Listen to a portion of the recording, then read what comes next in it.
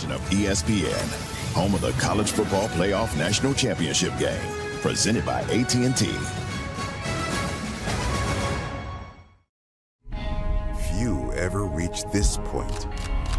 Fewer survive it.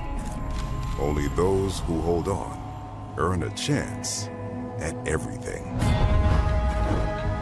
These two teams have clashed before. They pressure him, the throw to the end zone. Touchdown!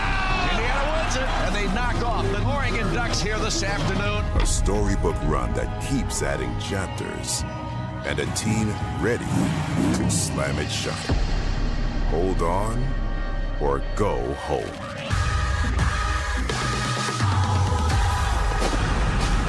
As Ty rolling over the middle, he's got Baker. Oh, what a catch! To the end zone, intercepted! Time after time after time. It's pretty simple. I win. Google me. Indiana, we're all for you. Are you? The Hoosiers. It'd be a hell of a movie. The Ducks. Not done yet. Only what's held carries forward.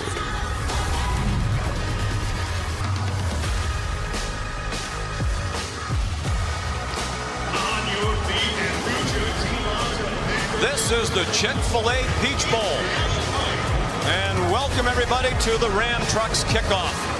A standing room only crowd of more than 71,000, most of them clad in cream and crimson, filing into Mercedes-Benz Stadium in Atlanta for tonight's college football semifinal. An all Big Ten affair, the number 5 seed, the Oregon Ducks taking on the top-seeded Indiana Hoosiers. Kurt Cignetti is the architect of the most remarkable turnaround story in the history of college football. Before he arrived, IU had the most losses in college football history. Now in his second season, his team is the only undefeated team in the country. They stand one win away from playing for national championship, led by quarterback Fernando Mendoza, the Hoosiers' first Heisman Trophy winner. And while IU is a newcomer to this huge national stage, Oregon has been a fixture among the nation's elite. For Dan Lanning, the next step is to win the first national title in school history. They've reached the championship game twice during the playoff era. The Ducks believe they have the best quarterback on the field tonight, Dante Moore. He'll need to play better than he did in the regular season meeting between these two teams if the Ducks are going to upset the Hoosiers tonight. Oregon here by virtue of its home win over James Madison and their shutout victory over Texas Tech in the Capital One Orange Bowl. Indiana is the top seed, received the first-round bye, and then they hammered Alabama in the Rose Bowl 38-3. The winner of this one on to the national championship game in 10 nights to take on the Miami Hurricanes in their home stadium in Miami. Hi, everybody, and welcome. Sean McDonough along with Greg McElroy. Delighted to have you with us. It has been a scintillating college football playoff, and we expect more of the same here tonight. It'll be hard to match that semifinal in the desert last night. But in Indiana, one of the great stories in college football, clearly the best team to this point in the season. They do everything so well, but they know what they're up against tonight in a very talented Oregon team. It's so hard to beat Indiana. They're so well coached, and they don't beat themselves. They don't make mistakes. But Oregon, they have the firepower and the talent to make this a very competitive football game. Fernando Mendoza, hard to find a weakness when you analyze his game on the field and his character off the field. So impressive in everything that he does. He's incredible, and the more you watch him, the more you love him. What stands out is the aggressiveness. It's 3rd and 2. Most guys are throwing a slant in the flat, perhaps, maybe a hitch. No, not him. I'll throw it 57 yards in the air on a dime. And he just does it over and over again, but it's also the precision. He's got a huge arm, but he's so precise in the chemistry with his wide receivers. This one to Elijah Surratt on the back shoulder is always on display. And then the most underrated part of his game is his mobility. He had 3 rushing first downs against Alabama. He can keep you honest with his legs and extend drives because he's pretty athletic when he takes off.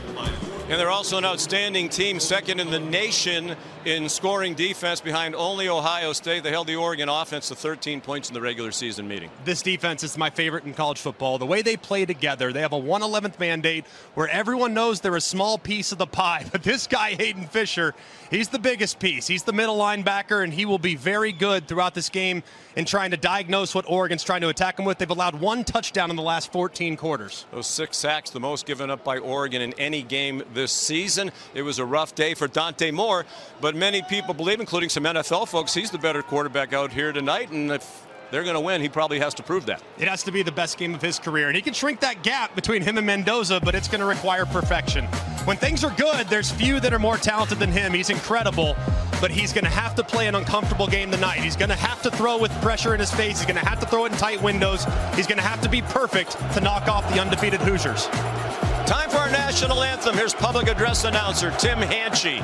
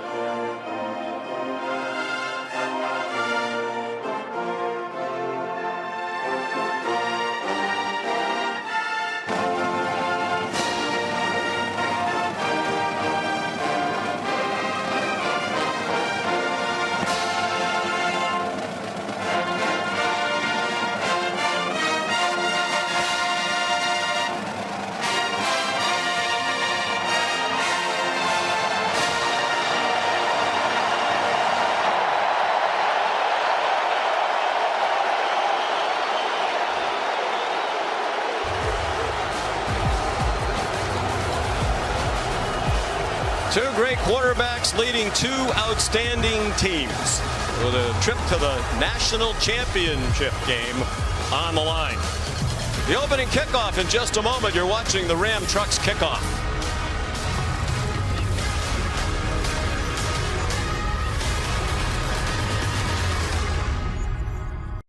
It was a gritty and really great game that came down to the wire. It's intercepted inside the ball. Touchdown, Oregon. Pressure and the throw to the end zone. Wow, what a play.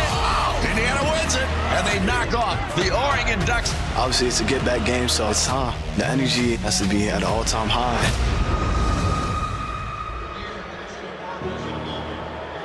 Tonight's Ram Trucks spotlight on the regular season meeting between these two teams. The only loss of the year for the Oregon Ducks. It was in Eugene.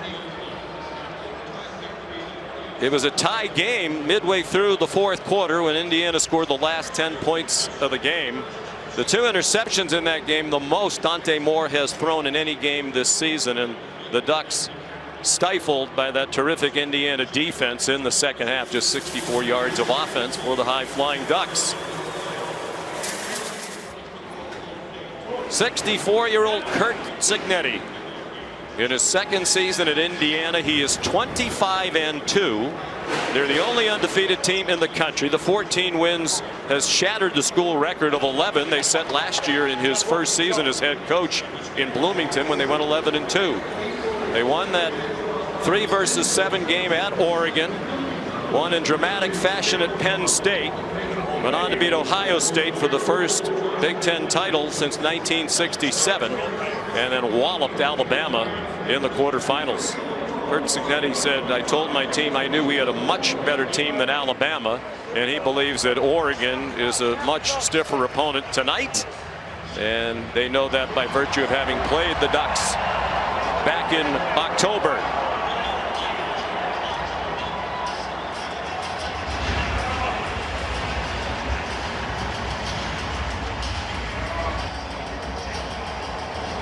Signetti's won just about every National Coach of the Year honor, deservedly so. Don't tighten that thing too much. We'll never get out. Native of Pittsburgh, Pennsylvania. About to coach the biggest game of his life, and he's a coaching lifer. Grew up on the sidelines. His dad, the coach at Indiana University of Pennsylvania in West Virginia. When Curt Cignetti was a young boy, he said, I knew in the 3rd grade as a ball boy in Morgantown I wanted to be a coach. And he's on his way to the College Football Hall of Fame when his career is over.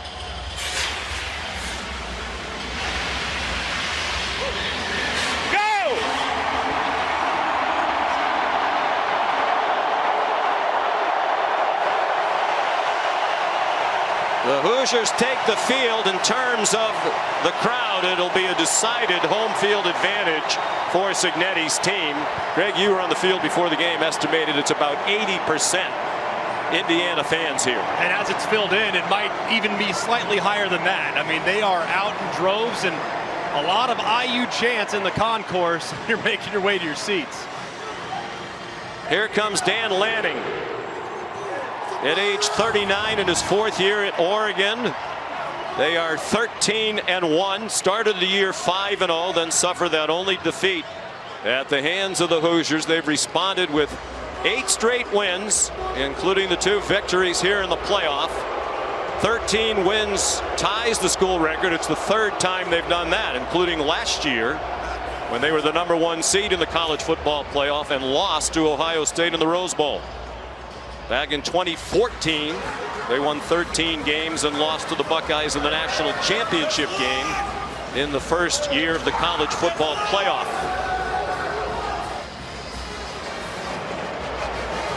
These fans might be travel weary. They were in Miami for the game in the Capital One Orange Bowl a week ago.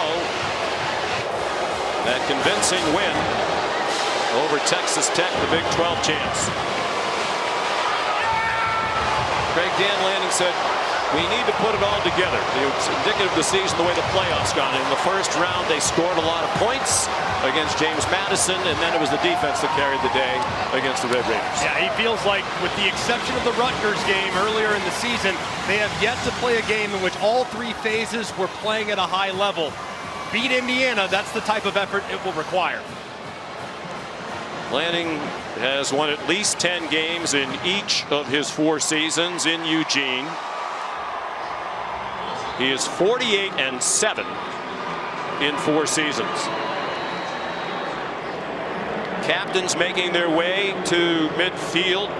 The front of the line for Indiana, you saw Pat Coogan, the transfer from Notre Dame, who played in the national title game last year for the Irish against Ohio State, trying to go back as an Indiana Hoosier. The referee and the officiating crew out of the Southeastern Conference, led by a terrific referee, Daniel Gautreau. All right, guys, congratulations on earning a spot in the college football playoff semifinals, hosted by the Chick-fil-A Peach Bowl. With us tonight is CEO of Chick-fil-A, Andrew Caffey, chairman of the Peach Bowl Classic, Percy Vaughn. Daniel needs to turn on his microphone. President and CEO of the Peach Bowl, serving his 28th and final year.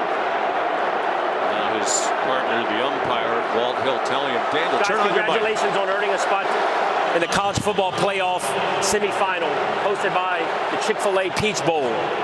I'm your referee, Daniel Gautreau. This is your umpire, Walt Hill. With us tonight is Andrew Caffey, CEO of Chick-fil-A, Percy Vaughn, chairman of the Peach Bowl Committee, and Gary Sorkin, 28 years as the chairman and CEO of the Peach Bowl.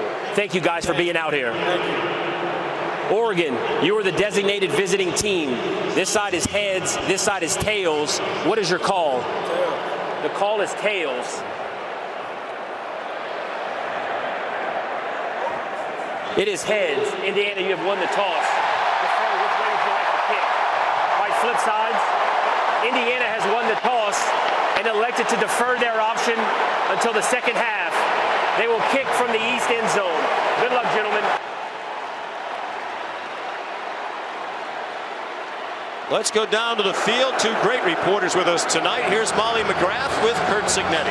Coach, you took over this program 2 years ago, and now you're in the semifinal. What went through your mind when you ran out onto that field just now? What we got to do to be successful and what I got to do to coach a good game.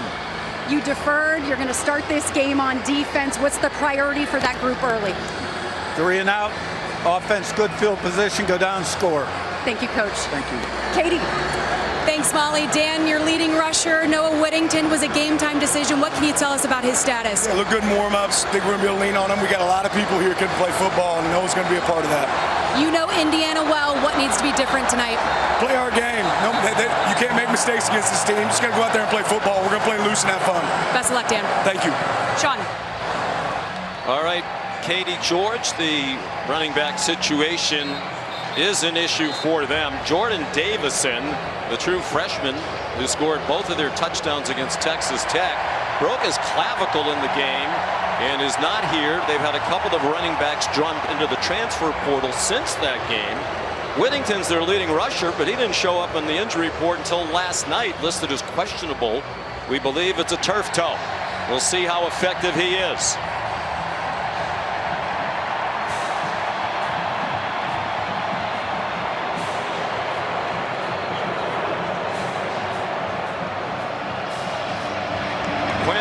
Kicks off for Indiana. The college football semifinal of the Chick-fil-A Peach Bowl is underway. Jeremiah McClellan got belted just shy of the 20-yard line by Byron Baldwin Jr. There's sound everywhere, these Hoosiers, including on special teams. So here comes the Oregon offense, led by the 20-year-old redshirt sophomore from Detroit, Dante Moore. Very accurate. These are two of the most accurate quarterbacks in the country. Averaging 234 passing per game, but held well below that, held to 186 in the home loss to Indiana in October. There is an injured Hoosier down on the field on the opening kickoff. Amari Farrell is the injured player, and that is an important development. He is a starting member of their secondary, and he walks off. That's good to see, and that's important because they're terrific on defense, Greg, but as Brian Haynes, the coordinator, said, they only play about 13 players on defense. Yeah, they don't have ridiculous depth. They've had to scale their depth with versatility. You'll see a lot of different looks from Brian Haynes' group.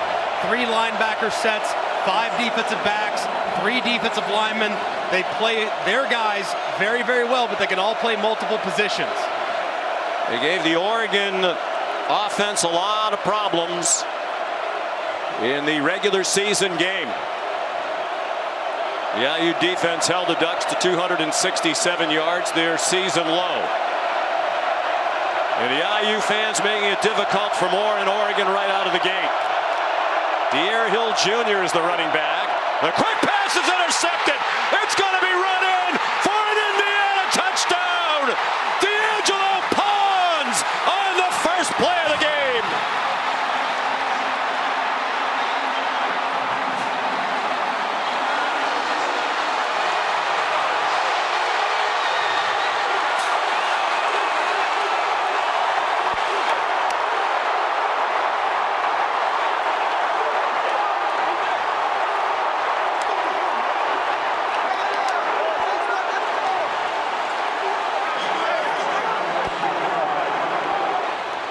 What a start for Indiana. A pick 6 by D'Angelo Pons. Nico Radicic makes it 7-0, 11 seconds in. Pons, one of the great cornerbacks in the country. First team All Big Ten this year and the MVP of the Rose Bowl. And a big mistake here early by Dante Moore. Look at D'Angelo Pons, got outside leverage of an outbreaking route, and his eyes are in the backfield the whole way. The ball's thrown slightly inside. Pons grabs it and takes it to the house.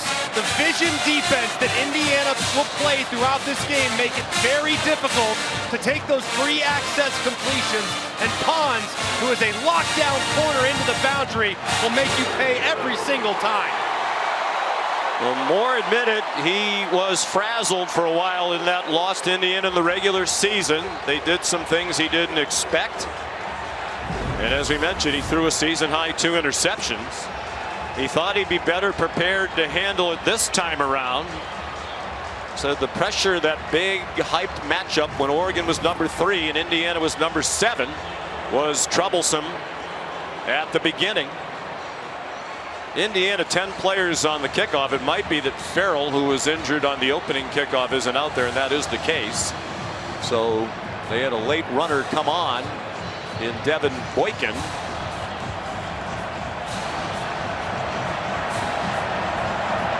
And Quinn Warren kicks off for the second time. And McClellan lets it go for a touchback. Well, how do you shake that off, national championship winning quarterback Greg McElroy? Well, it's not often you're getting your get back on track plays on the second offensive snap. You have a GBOT list as an offensive coordinator. What does your quarterback feel most comfortable doing? And you get to that list when things are starting to go sideways and the game is moving too quickly. I think you have to start by running the football. They did not do enough of it in the first matchup. Maybe get him a quarterback run and move the pocket and get him an easy completion to get him feeling good again.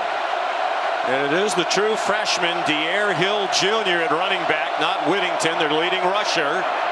Hill ducks under a hit and gets out near the 29. Trying to dodge D'Angelo Pons. A 4-yard gain for Hill. When he's played, he's been electric. He averages just over 8 yards per carry, which is best of the Big Ten. And he might actually be a good matchup against Indiana with his true speed, especially on the outside the tackle runs. Now Jay Harrison at running back. On second down and 6, they do try to settle things in with a couple of runs. Harris has a first down. A long stiff arm to the corner, Jamari Sharp, to help him get the 7 yards and a first down. And this is what Will Stein said. He said, look, I abandoned the run too early in the first matchup against Indiana. At one point, they were averaging almost 7 yards per carry on a straight downhill run, but they got a little off script in the second half. He said, I cannot let that happen again. I got to feed the backs, and even though they're shorthanded, they're still going to stay committed to running the football. Will Stein, the offensive coordinator, on his way to be the head coach at Kentucky. Play action pass, it's a screen. Jay Harris staggers but stays on his feet and has another first down with a 12-yard gain. But when I first got my spotting chart for this game, there were 8 running backs listed on here for Oregon. There are a lot of crossouts. Harris has 26 carries all year, and that's his 4th catch. He's a transfer from Northwest Missouri State. Whittington is going to try to give it a go, we think. Hill's active tonight, as are Harris, and they've brought 2 players over, Hassan Ritter and Platt, from defense, who have not had an offensive touch this season. They stay with Harris. And he's a busy guy. He anchors Sports Center. He's also in the transfer portal, which is another oddity of today's college football landscape. Jay Harris is in the transfer portal, intending to leave Oregon, but playing for the Ducks tonight. They had 2 running backs jump in the portal who have left. Which I think is admirable, and I think Jay Harris deserves a lot of credit for stepping up when his team needs him. So a nice response to the horrible start for Oregon, and Moore's pass is incomplete. Should have been caught by Jamari Johnson, part of a tight end tandem with Kenyon Sadiq that Dan Lanning believes, as do many others, is the best tight end tandem in the country. And Johnson jumped and kind of threw it off. You see the right hand go slightly above where the nose of the football is. No reason to jump there, and what's been a remarkably reliable talent down the stretch, and Johnson drops a big one there against Indiana. 3rd down and 7. Both teams had a hard time on 3rd down in Eugene in October. Dan Lanning likes to go for it a lot on 4th down. He's not going to have to make that decision. Malik Benson the run after the catch. Down to the 40-yard line. D'Angelo Pons the stop. 9 yards and a terrific response by Oregon. And this is a very aggressive group. You see overload, 4 guys coming on the left side of the center. 1 guy drops out. It's a simulated pressure, and Bryant Haynes does that over and over again. They try to mess with your rules from a protection standpoint. You're probably going to have a lot of free hitters. The quarterback, though, can beat it with quick throws. He does it to Benson, who does a great job after the catch. 7th play of the drive. Jay Harris, the lone back, as Moore goes under center. With a bunch to his right, into the boundary. Harris did well to break a tackle at the line of scrimmage. Indiana doesn't miss many. 3-yard gain. Amari Farrell in on the tackle. He was the player injured on the opening kickoff back in the secondary for the Hoosiers. And Oregon gets so much credit for their skill and their personnel at wide receiver. Of course, Dante Moore, the depth at running back. Maybe not tonight, but most of the time. But it's the offensive line, one of the top offensive lines in the country, that is going to have to set the tone tonight. They've clearly challenged that group, and so far in the second drive, they're stepping up.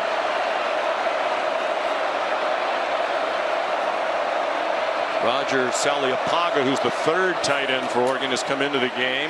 Harris spinning down at the 33-yard line. 4 more. Elijah Hardy and Aiden Fisher combine on the stop.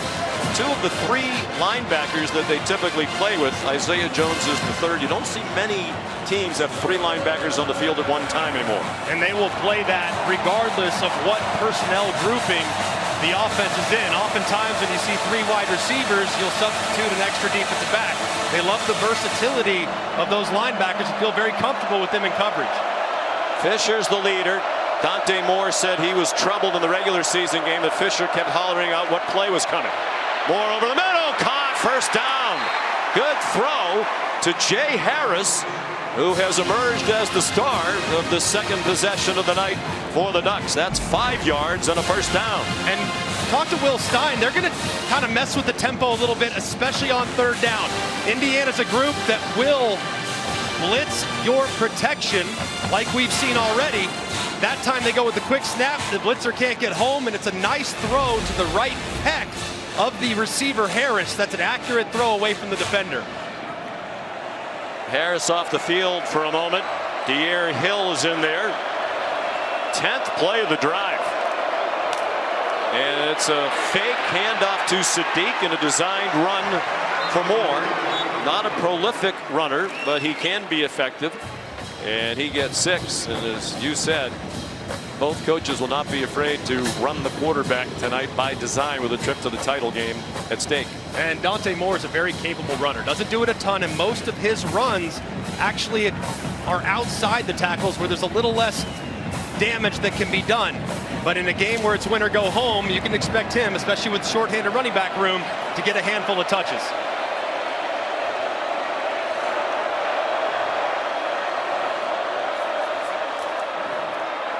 Play action pass, design roll out, Sadiq the catch, and it's another Oregon first down. Out of bounds at the 17-yard line. Gain of 5-2, Sadiq. Finalist for the John Mackey Award as the best tight end in the country. And with the aggression that Indiana plays with, misdirection is your friend as an offense. That time they fake the run to the left, and they get Sadiq working against the linebacker on a slow developing flat route. It's an accurate throw, and Sadiq, especially in this part of the field, that's when he becomes a real focal point of this offense.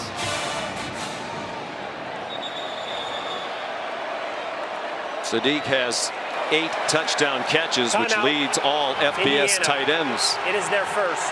Timeout by Indiana. They're on their heels. 12th play of the drive upcoming for Oregon when we come back to Atlanta. NFL playoffs Monday night. Proud Indiana graduate, the great Joe Buck, will be on the call for that. He didn't mind the way this one started. D'Angelo Pons the pick 6 on the first play of the game, but what a nice response by Dante Moore in this offense. 12th play of the drive started at their own 25. Nice balance of rushes and passes. This is the 7th run, and it's Jay Harris. Dropped at the 19, and Greg, such a well-coached team. A terrific timeout by Kurt Cignetti. His team on its heels, coordinated by Brian Haynes on defense. let's use the timeout, see if we can get back to the way that they typically play. Absolutely. Just gather the emotions of the team. And I think settling them down, remind them of gap responsibilities, and allow that defensive line to just kind of catch their breath for a moment. Second down and 12. Moore given plenty of time. Now zings toward the end zone and over the head of his intended receiver. Sadiq was in the area, but it was De'Air Hill, the primary target. Can't argue about the time if you're Dante Moore. He had all day, but couldn't find somebody open. Yeah, just a little bit high on that throw. Had him open, had a step behind the defense, and that's a play you got to make because the opportunities to get a guy open when the field condenses against Indiana are few and far between.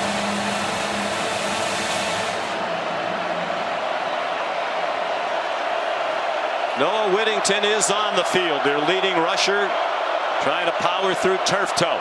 They're 2 for 2 on third down on the drive. A pocket again to the end zone. Touchdown! Jamari Johnson!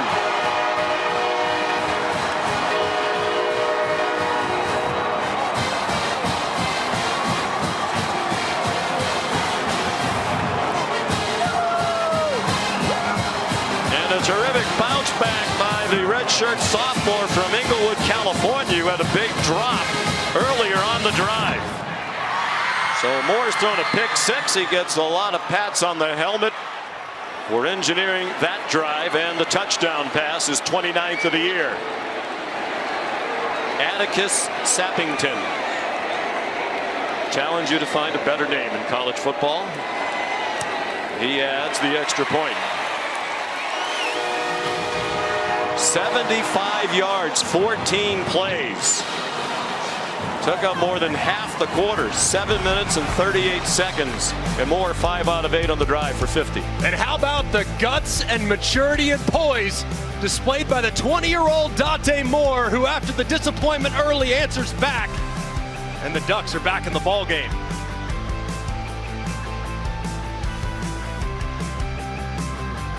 The semifinal at the Chick-fil-A Peach Bowl is brought to you by Chick-fil-A.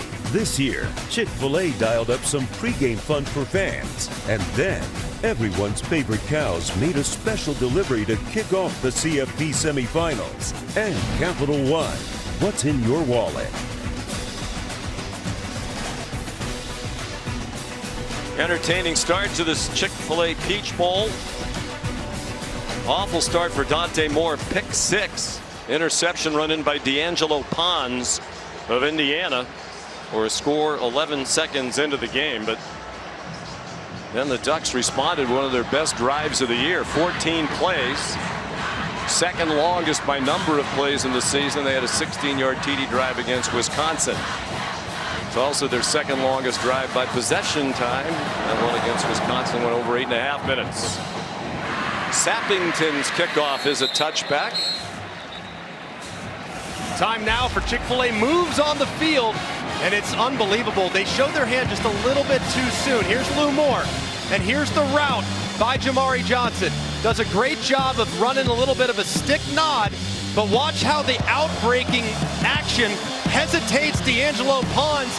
Pons flips his hips just enough to create more separation to the middle of the field. That was great design, great throw, and a terrific route by Johnson.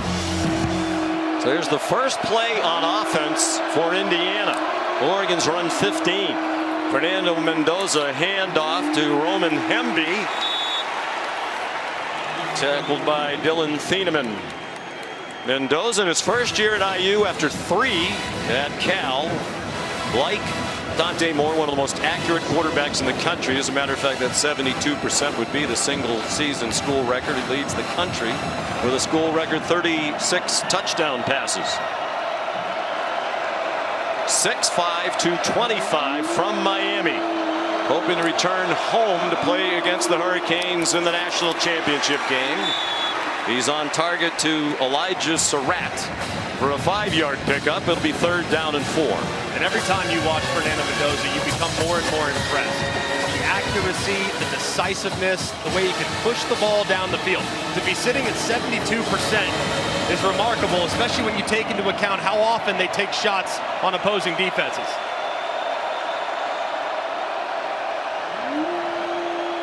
Hemby is the running back. He'll split time with Kalon Black. Plenty of time. Mendoza, another back shoulder throw and a catch in traffic. Surratt with 2 catches, 57 for the year, and it seems like every one of them is a back shoulder throw. And the timing is so incredible, and the precision and strength of Surratt to work through the contact of the defender, flip at the last second. This is well covered, this is well defended, but guess what? On a perfectly timed back shoulder, you can't stop it. You can only hope to contain it. They allowed plenty of contact from Ife Obidegu, one of the 2 freshman corners for Oregon, after the 23-yard gain. It's Hemby in his first year at Indiana as a transfer from Maryland. He got 4. He's over 1,000 yards for the season. 1,007 entering the 20th 1,000-yard rushing season in Indiana history. And it's amazing, too, to think a team with a Heisman Trophy winning quarterback runs the ball more than 55% of their snaps. It's a testament to the offensive line and the talented 1-2 punch at running back. 2 of the very best offensive lines in the country. They were 2 of the 3 finalists for the Joe Moore Award. Here's a false start. False start. Offense, number 67. 5-yard penalty. Remains 2nd down. Khalil Benson, the right tackle, who's been rotating at that spot for Coach Signetti. And this was a little bit of a problem in the first matchup. They had a bunch of false starts against Oregon, but it was mostly because Oregon would stem the defensive line. That time they're stagnant and he still falls off sides. Well, it looked like he did little more than blink. Now, they had problems with the crowd at Oregon, and they also had trouble with the movement that induced some of those false starts. Tough run by Kalon Black, down just shy of the 40, with Dylan Thieneman, the outstanding safety, leading the defense after a 6-yard run. Curt Signetti, that'll be interesting to watch if Oregon does that up front tonight, Greg, because Curt Signetti was very upset from the beginning of that game in Eugene. As a matter of fact, he got a sideline warning for arguing very vociferously well onto the field with the officials in that game. And it's not something you see from Oregon very much on the road, but it is a real tactical advantage at home to move that defensive line when the offensive line's already a little jumpy. There's a move right there.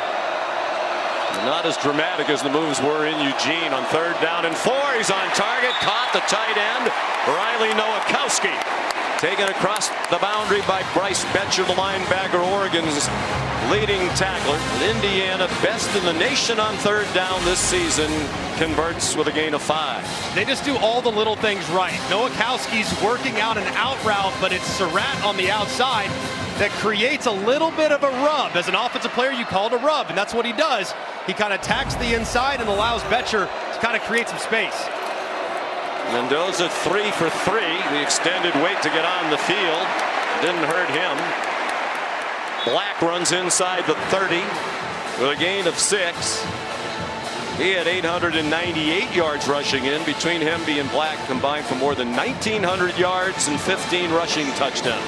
What a tag team, too. And they really, you would think they would complement each other. One guy's speed, one guy's power. No, they're both speed and power, and they run very aggressively downhill.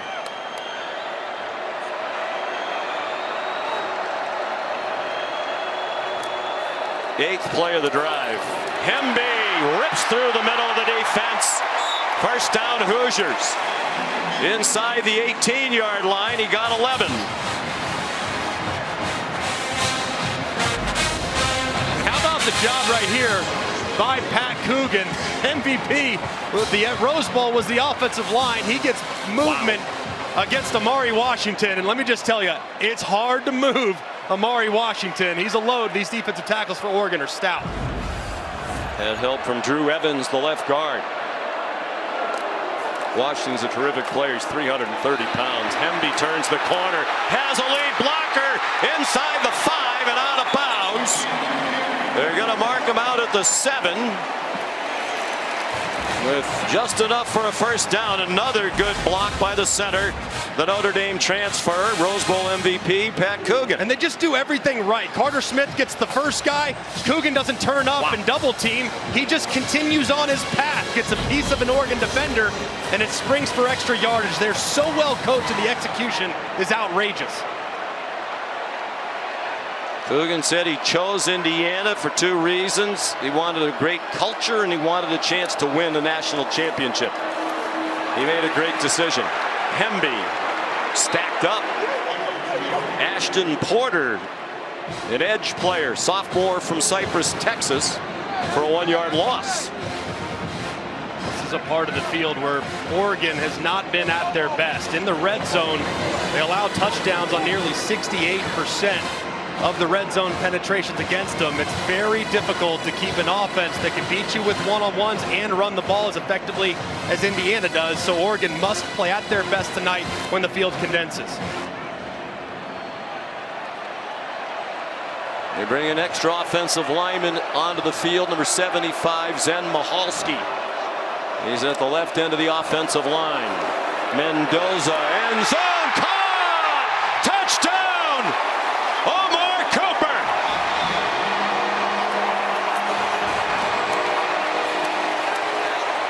Nelson Fernando's son, Fernando Mendoza, perfect on the drive, 4 out of 4 for 41 yards and the touchdown.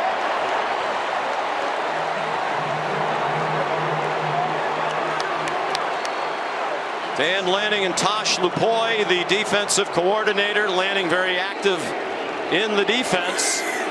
They have some problems to solve after that 11-play drive.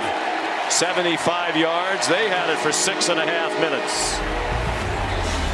Well, if you haven't watched Indiana, you just got the exact recipe: an opportunistic defense, an offense that could beat you on the ground, and the Heisman Trophy winning quarterback who's off to a hot start at 4 for 4.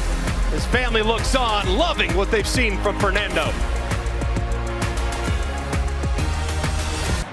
Aerial coverage from above Mercedes-Benz Stadium in Atlanta, brought to you by Goodyear, tried, tested, proven, legendary. What a start to this one. Indiana's only offensive possession of the night goes 75 yards in 11 plays. 6.5 minutes. Mendoza to Cooper. They connected on one of the plays of the year in college football. That amazing catch by Cooper in the back of the end zone for their last second win at Penn State.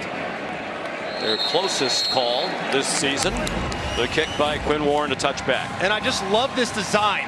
You see the inside leverage, which you're going to beat with an out-breaking route every time. Usually it's Surratt on the outside on the back shoulder this part of the field.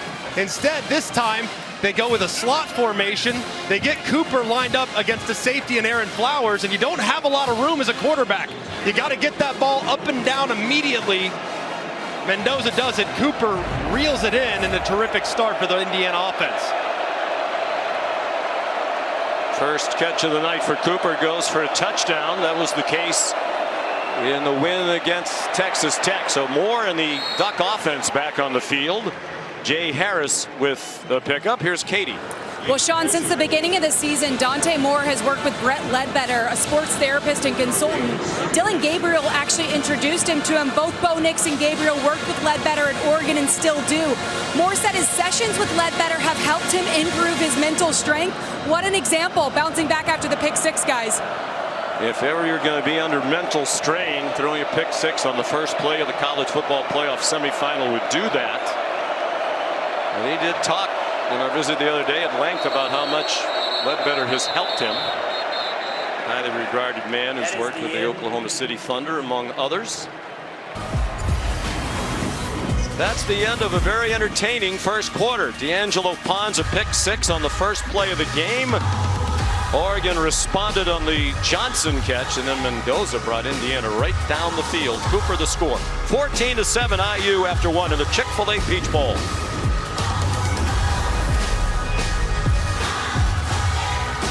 That first quarter. Good start, pick six. Then we couldn't get lined up on defense. Farrell got hurt on the opening kickoff, our strong safety. So we had some new guys, but we couldn't get lined up on all 3 levels. And then a nice counter by the offense there. All right, thank you, Coach. Thanks. And they don't have those kinds of issues very often, not lined up correctly. By any standard by which you judge how well coached the team is, Indiana generally excels. They don't turn it over. They don't commit penalties. They're great on 3rd down on both sides of the ball. They make you earn it. Jay Harris is going to be on his way to a career night here tonight. Gets the call again. He got 4.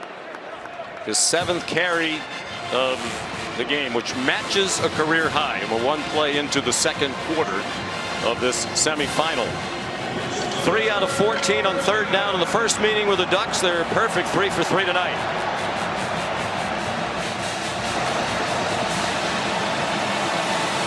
Third down and 2.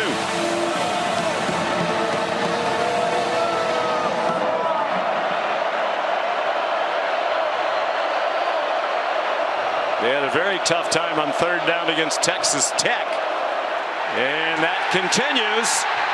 Jay Harris driven back by Mikhail Kamara with help from Isaiah Jones.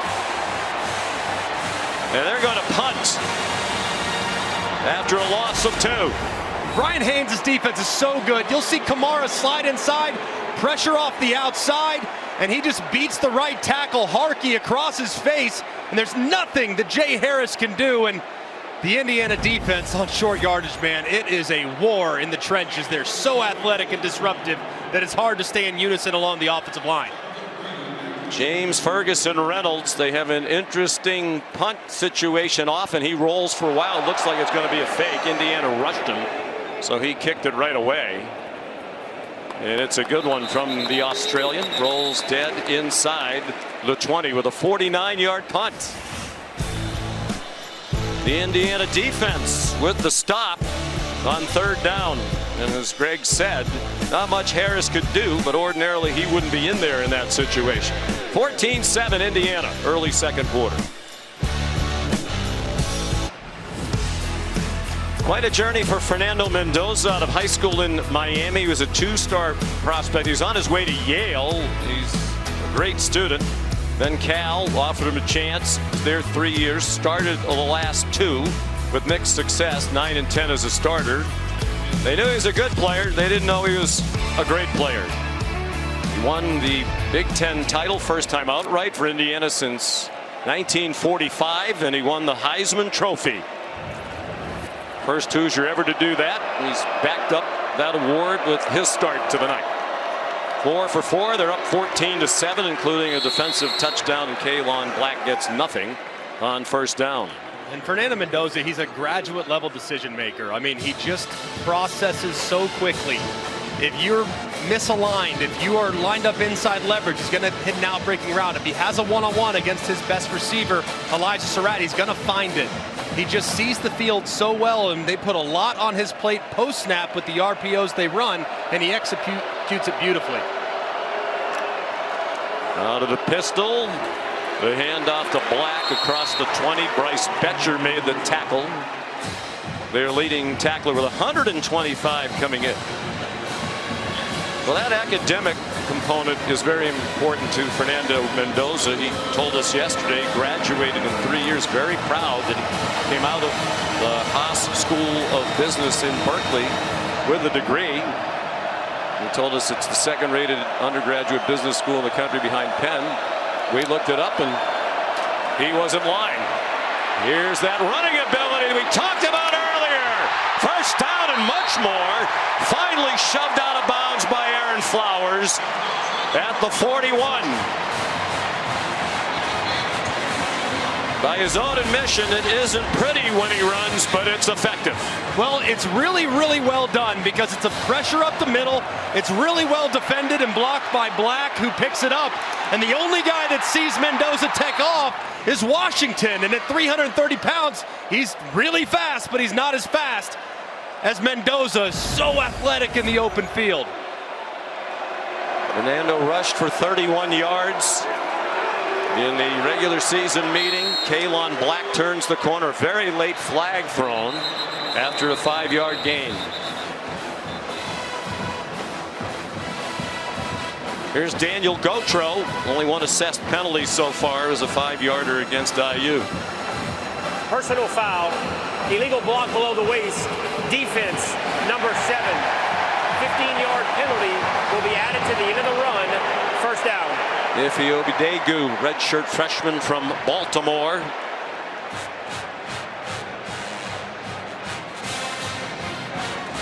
This is a rule that got put in not too long ago, but it's to protect the offensive linemen who are out there trying to hit.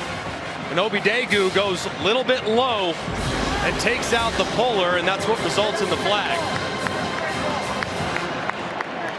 Took down Pat Coogan. First offensive lineman to be the MVP of the Rose Bowl since 1944. Norm Berry, our statistician Mike Swanson said was a terrific player. Roman Hemby for 3. Here's Molly. Sean, Indiana quarterback Fernando Mendoza deleted social media from his phone to stay focused this season. The only social networking app he uses now is LinkedIn. So the projected top pick in the NFL draft has his LinkedIn up to date, even logging the Heisman Trophy. Under honors and awards in his bio, he describes himself as process-driven and detail-oriented as a leader. He's just staying true to who he really is, a business school grad, Sean. My goodness, so proud of it. And I think it's a very apt description from a guy who is certainly not anything other than humble. Bryce Betcher knocked down his pass. Dual sport athlete, started out at Oregon as a walk-on on the baseball team. A very good baseball player drafted by the Houston Astros in the 13th round, but his heart was in football. He walked onto the football team, had to give up a partial baseball scholarship and paid his own way for 2.5 years. Now he might have to decide. His dad is here tonight. He might have to decide for pro career with football or baseball, as he's going to be drafted in the NFL. Mendoza, the ball is loose. It got ripped out by Nasir Wyatt. Back in the hands of Mendoza, and Wyatt gets there again.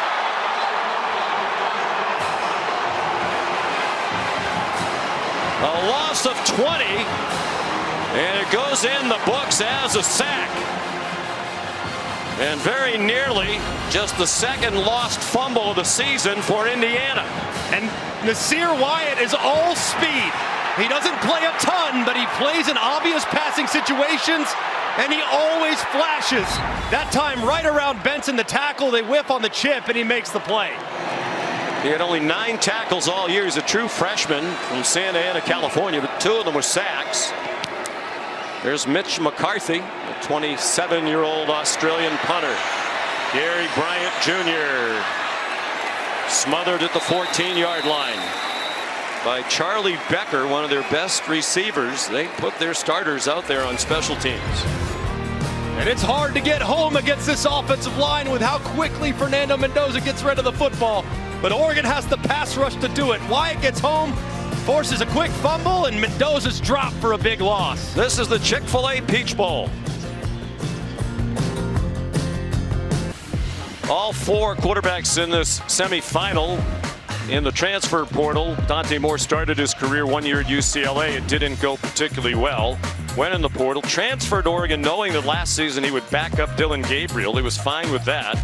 He took the reins this year and has been magnificent to the point where some believe he might be the #1 pick in the NFL draft. He and Mendoza likely to be the top 2 picks if Moore goes into the NFL draft. He hasn't made up that decision yet. The ball slips out of his hand as he wound up to throw, and Indiana has it inside the 5.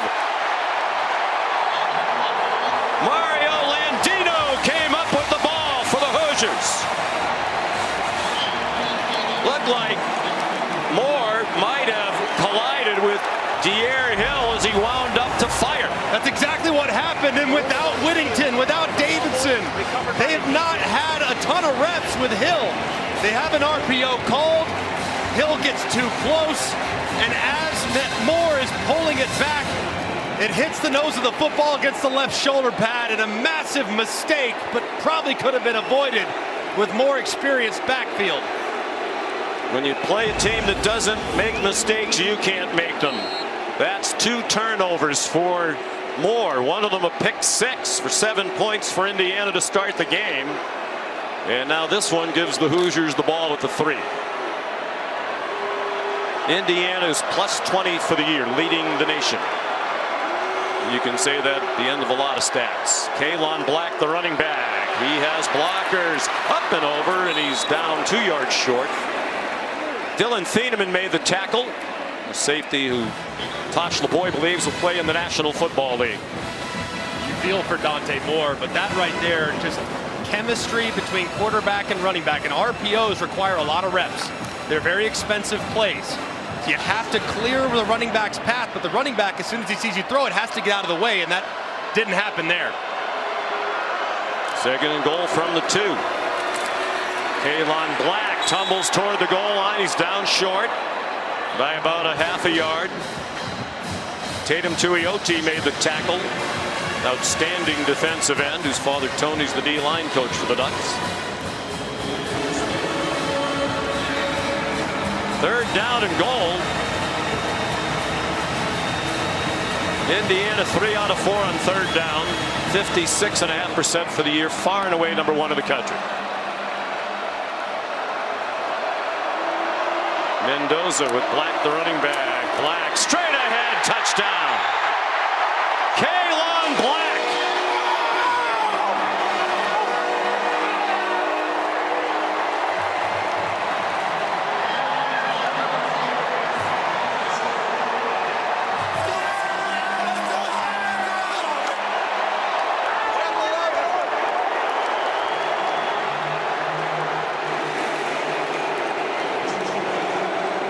Ninth touchdown of the year for Black, one of 13 players who transferred to Indiana before last season, coming along from James Madison with Kurt Cignetti.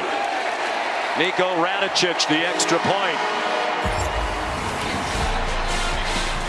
With the Indiana Hoosiers, if you give them an inch, they take a mile, and Dante Moore's 2nd mistake, miscommunication with the back, results in a fumble recovered by Landino, and a couple plays later, Black pays it off to give them a 2-score lead.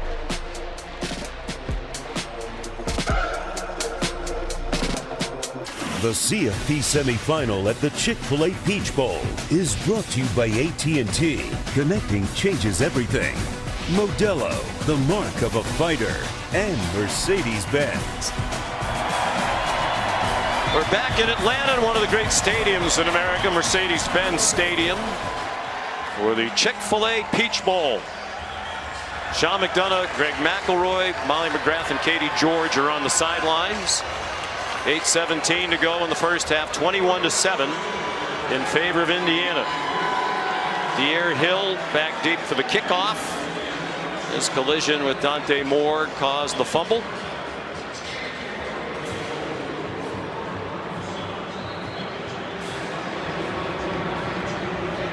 And Dan Lanning, the absence of some key running backs is showing up here in the first half.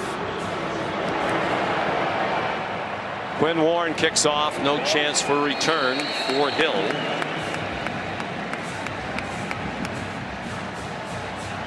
Well, Jordan Davison, who scored both of their touchdowns against Texas Tech in the quarterfinal and scored 15 touchdowns rushing to lead the team, he's out, as you can see, with a broken clavicle. He must be tough. They didn't really know when in the game against Texas Tech it happened. And then since then, Jaden Lamar, who's kind of a Swiss Army knife for them, jumped in the portal. And Noah Whittington, who was their leading rusher, expected to see the bulk of the carries, is hobbled quite obviously by turf toe. So it's been Jay Harris, who was a 5th-string running back at the start of the year. No gain there. Katie George. On Whittington's right lower leg is heavily taped. This is not a wrap he wore last week in the Orange Bowl. He did go through his full warm-up. He was cutting and driving off that foot really well, but he's only been on the field a snap or 2 so far, guys. That is a big wrap. And he must be hurting, because if you can't go in this game, you can't go. Dante Moore on 2nd and 10. Pressure, dumps it off. Harris to the 40-yard line. Aiden Fisher the stop. Harris is doing the best he can. It's a first down on a 12-yard pickup. I think he's been pretty good so far. Of course, the mistake by Hill, it's not on Harris, but catching the ball now, 3 receptions for the running back. Matching his total for the season, entering tonight. Weaves through that Indiana defense for a gain of 7. Lewis Moore, a safety, made the tackle. Transfer from Ole Miss. He was hoping he'd play in the championship game against his former mates. He started his career at Indiana, transferred to Ole Miss, and then came back to IU after 1 year last year in Oxford. And what a playmaker he's become. I mean, first team All Big Ten, tremendous route recognition. He does a great job in the back end reading quarterbacks' eyes, and it's resulted in 6 interceptions this year. 2 shy of the IU single season record. Harris, the running back, on 2nd and 3. Play action fake. Moore running out of time and gets sacked. Dominique Ratcliffe and Tyreek Tucker. Moore had some time but couldn't find anybody, and it's a loss of 9. And they're trying to take a shot here to Benson, but it's a great job by the center field safety, the aforementioned Moore, who plays it beautifully, stays over the top, sees it, and he knows that it's going to take way too long for him to be able to get it home. Dante Moore's got to lose that football. Held on to and took the sack.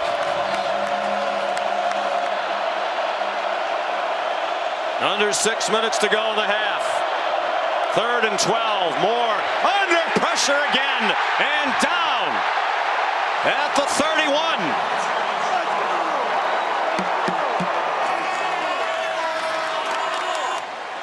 Isaiah Jones there for Indiana. This is what Indiana does such a great job of. They complement each other so beautifully. Look how well this is timed. You got Kamara switching inside. He gets the pick against Pregnon. He's ultimately the guy that gets home, but that twist threw off the left side of the offensive line, and nothing more could do. Oregon's given up 18 sacks this season, 8 of them against Indiana. Here's James Ferguson Reynolds. Line drive punt. Jonathan Brady out to the 39-yard line. Dante Moore and the Ducks are on the ropes. The Indiana defense ruling that last possession. 4:57 to go in the half in the college football playoff semifinal at the Chick-fil-A Peach Bowl.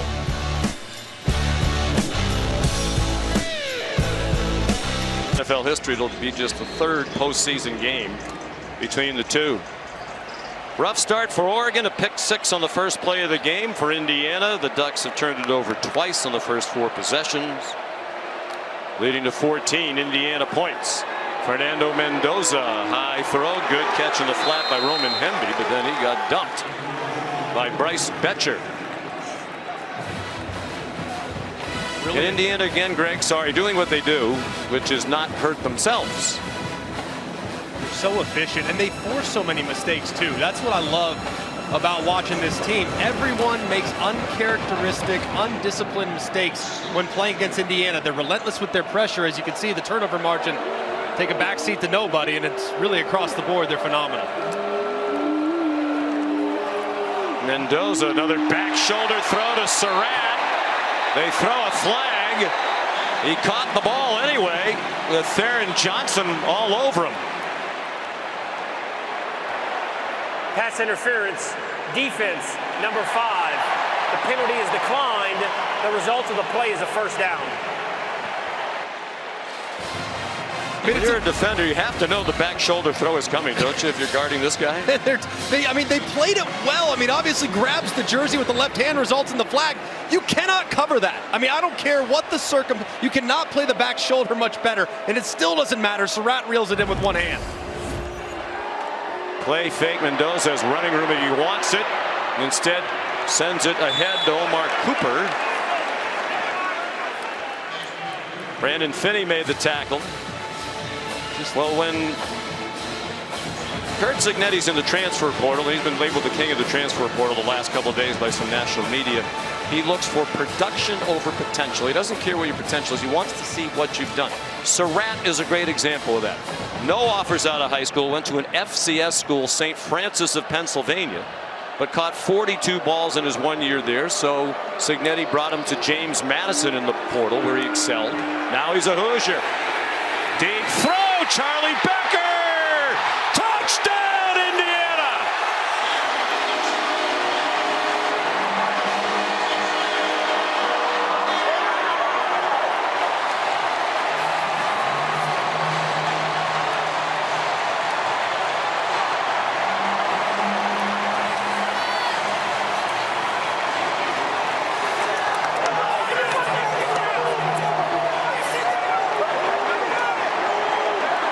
Mendoza's 8 out of 9 after he was 14 for 16 in the Rose Bowl against Alabama.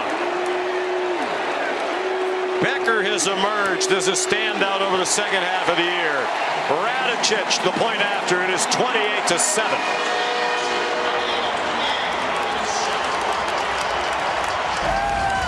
They can throw the back shoulder. They can throw it over your head. It's press coverage. Fernando Mendoza knows exactly where he's going. He just has to take care of the safety. His eyes start there to the left.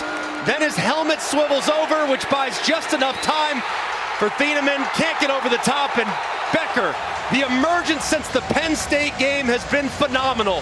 6'4" with tremendous speed. He's added a deep throw element to what already was a remarkably balanced wide receiver core. He's very speedy, great size at 6'4", terrific hands. Had the talented freshman Finney in good coverage. Last year as a freshman, he played in 12 games, mostly on special teams. Didn't have a catch for offensive coordinator Mike Shanahan. Had 4 over the first 7 games this year, but then Surratt was hurt. Didn't play in that game at Penn State. Becker got the chance, and boy, did he run with it. And he's been fantastic ever since. 36-yard touchdown. And 100 yards receiving, starting with that Penn State game, in 3 of the last 5 games coming in. That's his first catch tonight, the 36-yard score. And his emergence creates a triangle in the secondary that you just can't account for. You already have to apply so many resources to Surratt and to Cooper in the slot. And now with the deep threat element that Becker provides on every snap, there's just no way of defending all these weapons.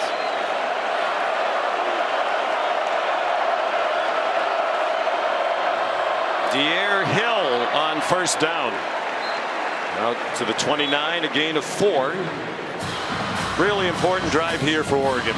Kind of feels like they have to get something on the board here with the last drive of the half. They absolutely do. Indiana gets the ball at the second half. Indiana's tremendous at the middle 8, the last 4 minutes of the first half, the first 4 minutes of the second half. So it's imperative here for Dante Moore to stop the bleeding and get some points.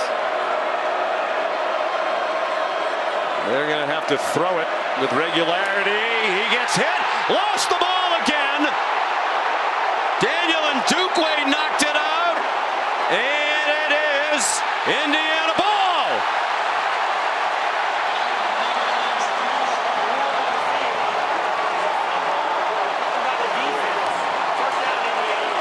And Mario Landino has his second fumble recovery of the night.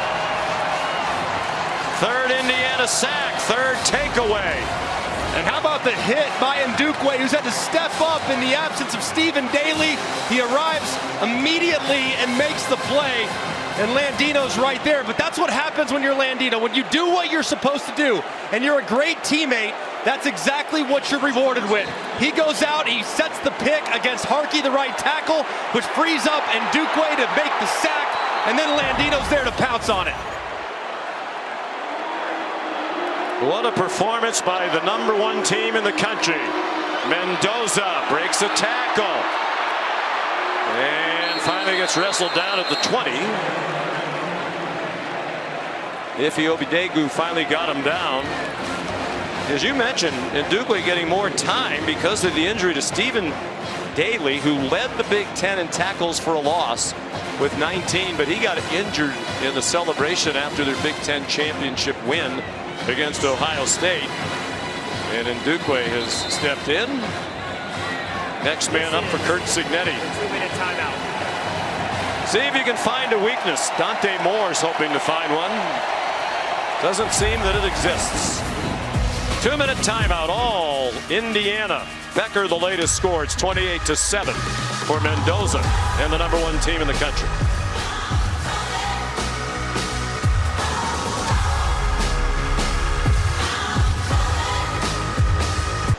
Stay tuned for the Mercedes-Benz halftime report, led by Reese Davis, who broke out his very nice college football playoff semifinal suit tonight. We'll be joined by Nick Saban and Desmond Howard. It'll be interesting to hear what Coach Saban says. I mean, there's a long way to go in this one, but now you start to talk about not just the nice history being made by Kurt Cignetti in the tournament. Where does this team rank historically? They're giving you some 2019 LSU vibes. Yeah, that's what it feels like right now. Here's Kalon Black. They're up 28-7 at the 2-minute warning. The 2-minute timeout. And they don't do it with 4- and 5-star recruits. Oregon on this team has 55 4- and 5-star recruits. All the other teams, the other 2 teams in this semifinal have at least 40, and Indiana has 8. Now that might mean that the rankings coming out of high school aren't really that important, because they might not have a lot of highly rated recruits, but they have a team loaded with tremendous football players who are remarkably well coached. And what I love most about them is how selfless they play. I mean, guys helping each other on defense, guys covering each other on offense, different individuals stepping up. When their number's called, they make the play. They don't make mistakes. They're one of the most well-coached teams, most highly productive teams I've ever covered. And it's been doing this now 12 years. I love this football team, and the way they're playing tonight is about as good as we've seen them. The attention to detail is remarkable. Mendoza handled the high snap. And down inside the 10-yard line. D'Angelo Pons given a chance on offense. That wasn't in the defensive game plan. The cornerback throwing a bone here, trying to score on offense after his pick 6. Mike Shanahan didn't tell us about that play yesterday. Well, he already had a touchdown. Feed the hot hand, I suppose. Well, he set the tone with the first play of the game. First play from scrimmage. Dante Moore threw it out wide for Malik Benson. Bonds picked it off and ran it in.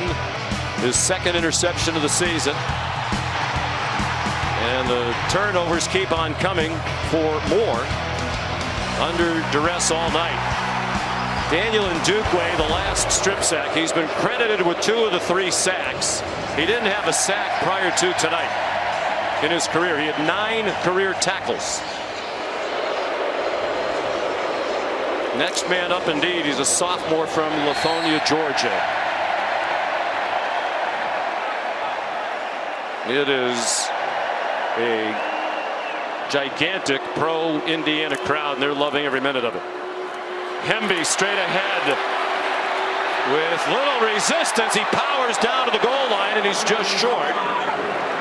And will Dan Lanning use his last timeout? For the moment, no.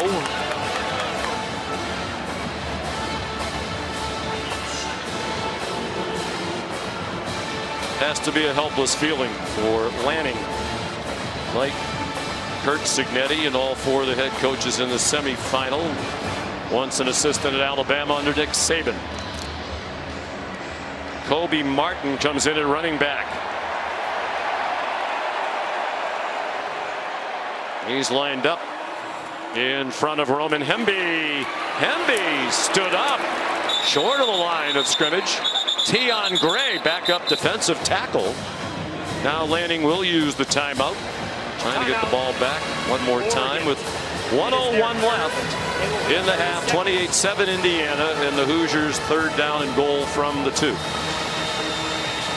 Got to be so frustrating for Dante Moore and the offense, praising how they've approached this matchup, talking throughout the week about how different they are now, why this outcome tonight would be different, significantly different than what we saw in Eugene a couple months ago. And they can't get out of their own way with some of the mistakes they've made. You know, the big problem in game one was the 6 sacks allowed. The pressure, they couldn't figure out where the rush was coming from. The great way that Bryant Haynes disguises the rushes. Moore has 5 turnovers in the game and a half against Indiana. He has 7 turnovers in the other 13 games this season combined. Just goes to show you how difficult it is to move the ball effectively against Indiana. The windows are tiny and the pass rush is relentless. So here's 3rd and goal. So many options for Mike Shanahan. Hemby's the running back. Mendoza quick pass, touchdown, Elijah Surratt.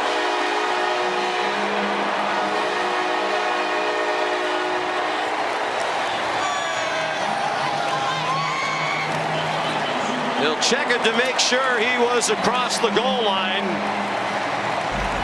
as he made the catch and went to the ground. And this ball got out so quickly, and Surratt did such a great job. Is he down right there? Where's the ball? It's a touchdown. It's a touchdown. Not sure there's enough from that look to overturn it. But he knows he's about to get absolutely plastered. And right there, where's the football? You can see it just ever so slightly. Does it break the plane?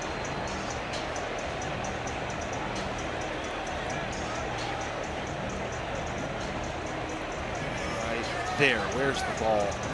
Tough to tell. The call on the field was a touchdown from the connected cam brought to us by AT&T. I think by the time his backside hits the goal line, the ball has reached the end zone. Just need to get it across the start of the goal line. Matt Austin, our rules expert, is here tonight.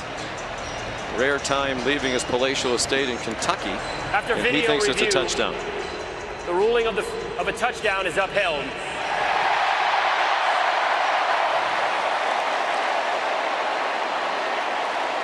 Another play like that, though, I mean, it's just so clinical. They run a little rub route, a little switch release. There's a defender right there about to blow up the receiver at the goal line, but the throw holds up Surratt just enough to avoid contact and allow him to spin into the end zone again. Niko Ranicic.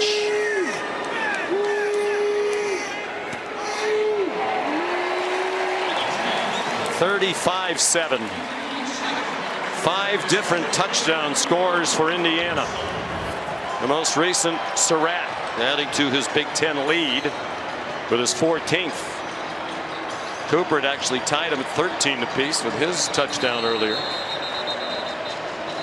The interesting thing to me, we keep talking about how well coached they are, and they are. We saw the graphic, right on 3rd down, best in the country, are right there on both sides of the ball, best turnover margin, 2nd least penalized team behind only Army. You'd expect discipline from the United States military. There's nothing to be ashamed of to be behind Army when it comes to penalty yards a game. And so you think, right, he's a great attention to detail person, but they must be there all day and all night, right? I mean, you can't be this buttoned up in everything if you're not there all day and all night. The assistant coaches and the players we talked to said yesterday just the opposite. One of the things we appreciate most, the coaches said he lets us go home at night. The players said he really values our time. It's a touchback from Quinn Warren, to the point where if he says the practice is going to be 30 minutes, their practices are short for the most part. That's what it is. And Bryant Haynes and Mike Shanahan have been with him all the way back to the first of Cignetti's 4 stops at Indiana University of Pennsylvania. They would know better than anybody else. They said they have a great family life because Cignetti allows it. And that's part of the reason why both those guys very, very attractive to a lot of job openings across the country. Say, I can't leave this. I have a great situation. Coach Cignetti lets me do my job, and we have a clear and established identity on both sides of the ball that the players love playing in. Dante Moore throws on the run, just throwing it up for grabs, and why not at this point? You need to make something happen. Jeremiah McClellan, the intended receiver. Cignetti, this is his 4th stop. He's been a huge winner everywhere he's been, starting at Indiana University of Pennsylvania. He was 50 years old. He was coaching for Nick Saban at Alabama, and he said, I want to be a head coach. He went to IUP, where his dad is a legend. The field there is named after Frank Signetti Jr. So my wife was upset with me, Manette. I was making $300,000 at Alabama, throwing a catch made by Malik Benson. The IUP job paid $120, and I had 3 kids on the way to college. 2 of them wanted to go to med school. But he took it. He got that program back near where his dad had it. Went to Elon, totally turned that around. JMU, and now here in Indiana there's going to be a holding call. About 65,000 fans in the stands with crimson on helped 2 of the officials. Holding, offense, number 76. 10-yard penalty from the previous spot, remains first down. Isaiah World, the left tackle. Timeout for a defensive player. There's a timeout for Mikhail Kamara, the injured player. Defensive end for Brian Haynes. And you think about how his life has changed, how Mike Shanahan's life has changed. When we talked to them before the playoff game against Notre Dame last year, they talked about starting out on the staff at IUP. Haynes made $6,000 a year. Shanahan made $8,000. This is about a decade ago. We asked Brian Haynes last year, well, how do you get by on $6,000? He got very emotional. He said, you have the help of your family, and we lived on food stamps. Yeah. Well, he just signed a 3-year contract extension that starts at $3 million a year for next season and goes up. Amazing. And both Shanahan and Haynes deserve every penny. Oh, they're great. They are phenomenal. Incredible attention to detail. Great collaborative approach on both sides of the ball. No ego. Everyone just works together in unison, and the team plays that way as well. Shanahan, by the way, also a 3-year extension starting at $1.7 million. Good work if you can get it. Moore's pass incomplete on 1st down and 20, intended for Jamari Johnson. Dan Lanning on the other side is going to lose both of his coordinators, and this isn't the way they want to go out. Tosh Lupoy and Will Stein. Lupoy will be heading to Cal, his alma mater. Stein will be heading to Kentucky, back in his home state. For the most part, he has been at Kentucky very little, and Lupoy's been in Berkeley very little. Their primary focus by far has been on this playoff, finishing it right with the Ducks. De'Air Hill tackled by D'Angelo Pons. 14-yard gain. So difficult for both those coordinators to manage both jobs. They said it's been ruthless from a sleep standpoint, but they felt like they had their team prepared. They both looked exhausted yesterday, understandably so. Good catch by Johnson. They're down near field goal range at the very least, but they're running out of time. 6 seconds. They stop the clock to move the chains. 19-yard gain. He throws it into the ground. 3 seconds left. Time to throw it toward the end zone or attempt a long field goal. And it looks like they're going for the field goal option.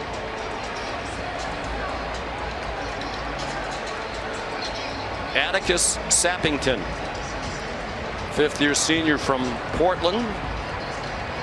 Then on both sides of the rivalry with the Beavers, transfer from Oregon State.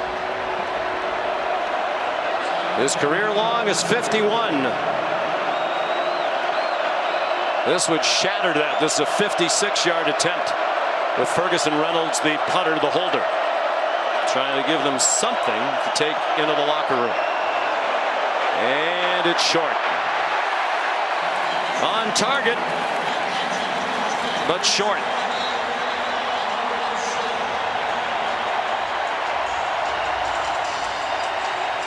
Mendoza 10 out of 11 for 110 and 3 touchdowns.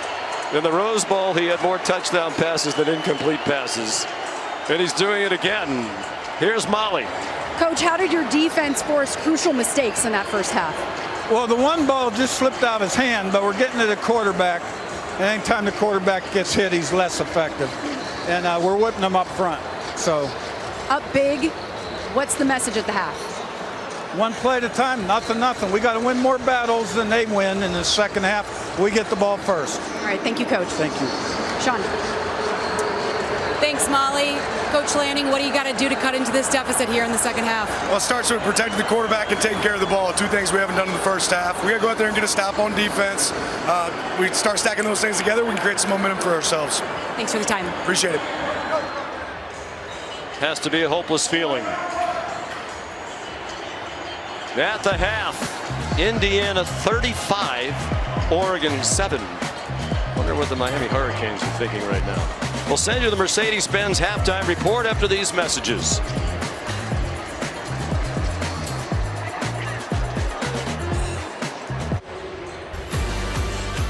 This is the Chick-fil-A Peach Bowl and the college football playoff semifinal. The winner goes on to the title game on January 19th to take on Miami. Kurt Cignetti and his Indiana Hoosiers look like they can book the trip to South Florida, leading 35-7 at the half. Most points for Indiana ever in a postseason game. And not sure how significant that nugget is because there hadn't been a lot of postseason games prior to the last couple of years with Coach Cignetti. The turnovers again a problem for Oregon. 3 of them turned into 21 points. Indiana punted only once, touchdowns on 4 of their 5 drives. They also have a defensive score to start the game. And Mendoza has now thrown 3 incomplete passes in the 2 games so far against Alabama and Oregon, and 5 touchdown passes. I think the debate about who the #1 quarterback is and who's going to be the #1 pick in the draft has been answered. I think it was established even before this. I mean, if you're drafting Dante Moore, it's on a projection. You're getting a ready-made product right now with Fernando Mendoza. What a first half performance. And in the last 6 quarters, the guy just flat out can't miss. About as close to perfection as you can be. Said he left Cal because he wanted to take a big swing. And the biggest swing of all is winning a national championship. It would pair with a Heisman Trophy. Only 9 quarterbacks have ever done that. A lot of work to do still. Atticus Sappington, the touchback. Let's look at tonight. Capital One, rewarding performance, and it started early. First 3rd down of the game. 3rd and long. You think you're in pretty good shape defensively. Not against this level of precision. The back shoulder ball that we showed you in the very beginning of the show, it just can't be covered. And then you might be able to try to defend it. Instead, we'll just go over the top this time. He does a great job looking off Thieneman, the safety, puts it where his 6'4" receiver, Charlie Becker, could go up and make a play on it. And he just continues to deliver time after time for this Hoosier offense. 10 out of 11 for 110 and the 3 touchdowns. He was 14 for 16 against Alabama for 192, 3 touchdowns. Offense, number 62, 5-yard penalty. Remains I'm first guessing down. Kurt Cignetti will give us the face. There it is. Right on cue. He will not be happy. He preaches all the time. Doesn't matter what the score is. You have to continue to play to the standard. Roman Hemby, the ball carrier. You know, his facial expressions became big on social media, memes. I'm not an expert on those sorts of things. You are. You have like millions of followers. And I guess that's a good thing. But so Kurt Cignetti was asked about, he pretty much wears that same expression all the time, like he's like that. And he said, well, if I'm going to ask my players to play the same from play 1 to play 150, then I need to maintain the same countenance. If I'm jumping up and down and my emotions are up and down, then it's hard to ask my team to play with some emotional stability. Mendoza on target, not a surprise. Elijah Surratt out of bounds at the 38-yard line. A gain of 17. The ball just comes out of his hand so beautifully. He's got a nice compact release. The spin is so tight, and it's always exactly where it needs to be to the outside.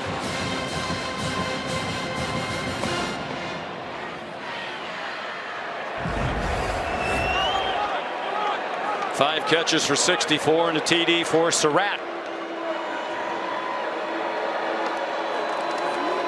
Now out of the pistol, Hemby stood up and driven back by Bryce Betcher.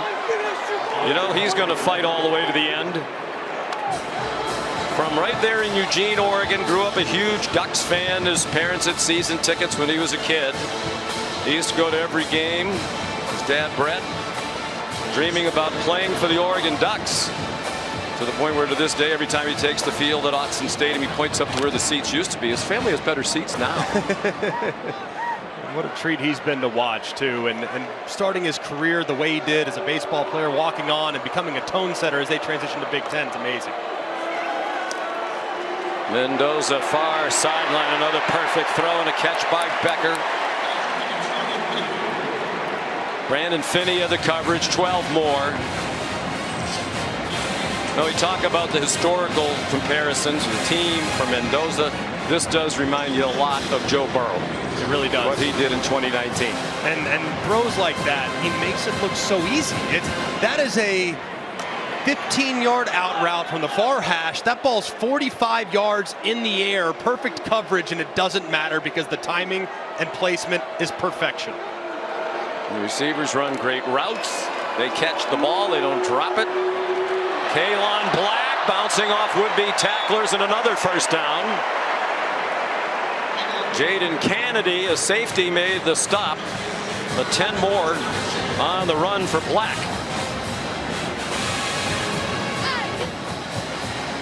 He remains the running back, and Indiana goes a little tempo. Mendoza flushed from the pocket and turns it into a gain across the 35-yard line. Betcher again. Pretty nice to be the play caller when you have all these weapons, particularly this quarterback.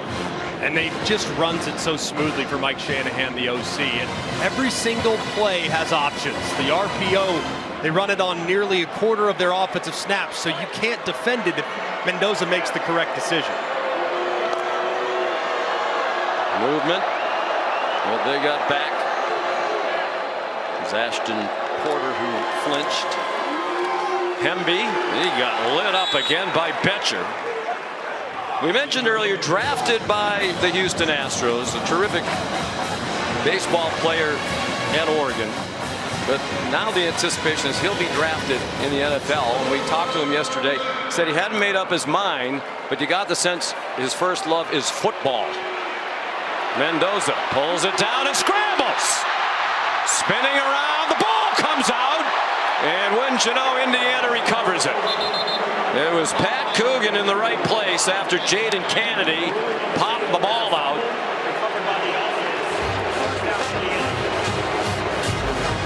Well, we mentioned the mobility and just how sneaky it is this time. I thought he might split the safeties. I mean, he makes Washington miss, and he's right through it, tries to spin out of it. It's a good job popping it out.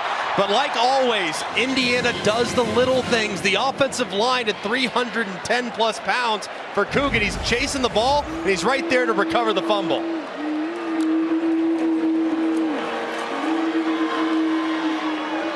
Hemby, the ball carrier. That is now 855 offensive plays without a lost fumble for Indiana with the carry by Hemby. They very nearly had their second. The first fumble of the season, and Kurt Signetti knew the exact number when we talked to him yesterday. It was on the 18th play of the season in the opener against Old Dominion. It was a lost fumble by the running back Lee Beebe Jr., who was injured after that and has not played since. The number is actually 955. Roman Hemby, the ball carrier. And they're coming up on 1,000 touches without losing a fumble. And the amazing thing is, what they do leads to fumbles. RPOs where you're putting it in the running back's belly and having to make a late pull, make a late play. What they do is actually kind of reckless at times with the football, and yet it doesn't matter. They're so well oiled with everything they do, from the running back's mesh to the quarterback's handoffs to how they carry it in the open field. And now 5 wide receivers on 3rd down and 5 for Mendoza. To the end zone, wide open receiver and a touchdown. E.J. Williams. We talk about Indiana as a team. They have 6 touchdowns tonight. They've been scored by 6 different players. In the win against Alabama, the Rose Bowl, they scored 5 touchdowns. scored by 5 different players. Going to be a happy return to Miami for the Mendoza family. Niko Radicic, the extra point.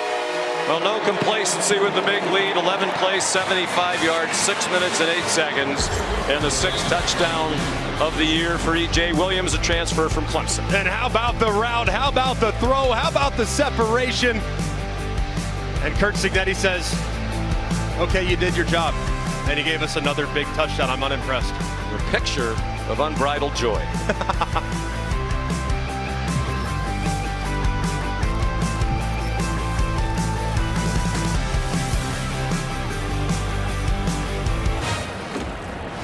For 20 years, our friends at Allstate have celebrated every field goal and extra point made at participating universities by donating to the university's athletic scholarship fund, supporting all student athletes. Thank you to Allstate. That's getting a little pricey for Allstate, I think, with as good as these field goal kickers are around college football now. You have to just move the upright in the way to stop them, apparently, last night. That was the only way to do it. And even when it hits, it might go in. What a weapon he is. Wasn't good enough for Ole Miss, but congratulations to Pete Golding, his staff and players. The way they handled the situation over the last month was remarkable. It's a touchback. 42-7 Indiana, and I guess the question I would have for you now after looking at this, Charlie Becker getting rolled up on and limping off the field.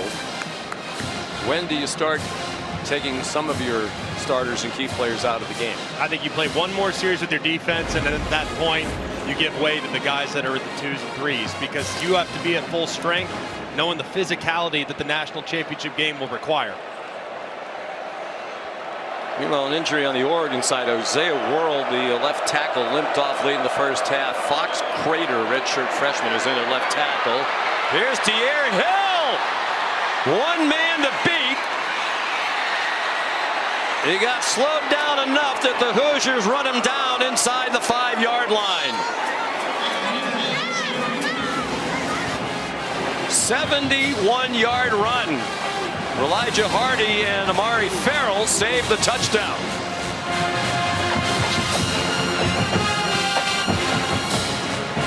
That was a heck of a run there by Hill, and that's the kind of perimeter run that we were kind of thinking we'd see a lot of.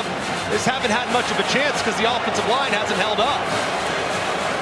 You see the speed of Hill. He's a big playmaker. The 71-yard run is the longest of his true freshman season. And they're inside the 5. The play fake by Moore. And a flag thrown on D'Angelo Pons on a one-on-one ball to Malik Benson. Pass interference, defense, number 5. The foul occurred in the end zone. By rule, the ball will be placed at the 2-yard line. First down, Oregon. Tons of contact there by Pons and results in the foul, but it's a good matchup to try to take advantage of with Benson, who can jump out of the gym.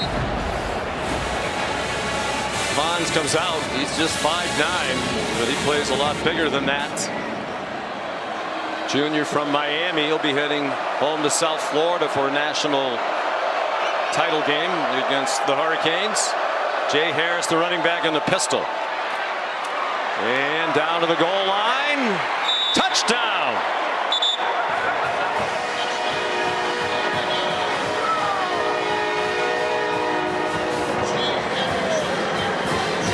And they're going to go for 2. Try to take advantage of every opportunity to get as many points as you can. It's the 2nd touchdown of the season for Harris, a redshirt junior from St. Louis, who transferred in from Northwest Missouri State, and he was a Division II All-American.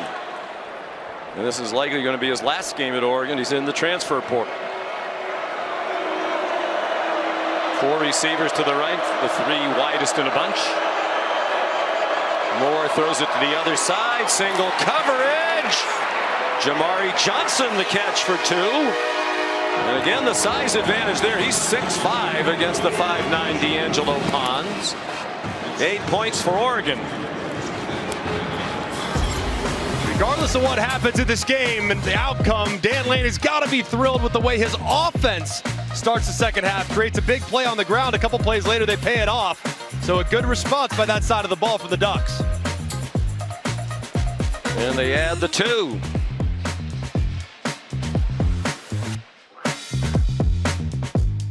CFP semifinal at the Chick-fil-A Peach Bowl is brought to you by Gatorade, Verbo, vacation rentals done right, and Allstate. You're in good hands. Fernando Mendoza hoping to play in the national championship game in his hometown of Miami. It certainly looks like that's going to happen. That's going to be a tough ticket, but if you want to attend, here's an idea. Playoff Premium, the official premium hospitality program. Suite and ticket packages include premier seating, all-inclusive hospitality, exclusive event access, and more. Visit playoffpremium.com to book today. How hard is that ticket going to be? Miami's playing in its home stadium. In Indiana, I have a feeling how many Indiana people do you think are here tonight? 50,000? A lot of these people are going to try to go down there. They're one of the largest alumni bases in the country. That is going to be a very tough ticket. Assuming Indiana wins, there's still more than a quarter and a half to play. The national championship trophy is here, presented by Dr. Pepper. Indiana has not won it, nor has Oregon. They've twice played in the championship game, the Ducks, in the playoff era. Miami's won it 5 times. It's been more than a couple of decades since they did. What a remarkable job Mario Cristobal has done at his alma mater. Program built on physicality, winning at the line of scrimmage on both sides, and that has been the formula, part of the formula, to get them to the title game. Kalon Black is the running back. He has a hole on the right side. Kalon Black. Can they tackle him with the 3rd try from behind? They do. Run down by Jaden Kennedy, who is slow to get up. It's a 62-yard run for Kalon Black, but it'll come back on a hold. 10-yard penalty from the previous spot, remains first down.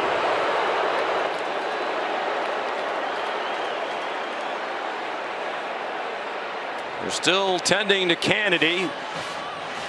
Transfer from Ole Miss. They called it on Bray Lynch. The crowd doesn't like it. He doesn't like it as he went up on the big screen. He has started every game at right guard these 2 years under Kurt Cignetti. Yeah, and they got it on the right guard, but they might have actually had it on the tackle. That's Coogan, number 78. It did look like he had a wrap right around. So I think it was the center who's had a terrific game today. I think they just might have gotten the number wrong there. Yeah, Bray had his arms outstretched, saying to the world, "Why me? It wasn't me." 4th Indiana penalty. Charlie Becker's back on the field.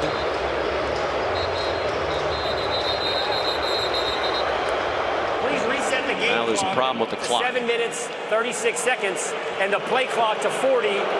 The game clock and the play clock will start on my signal.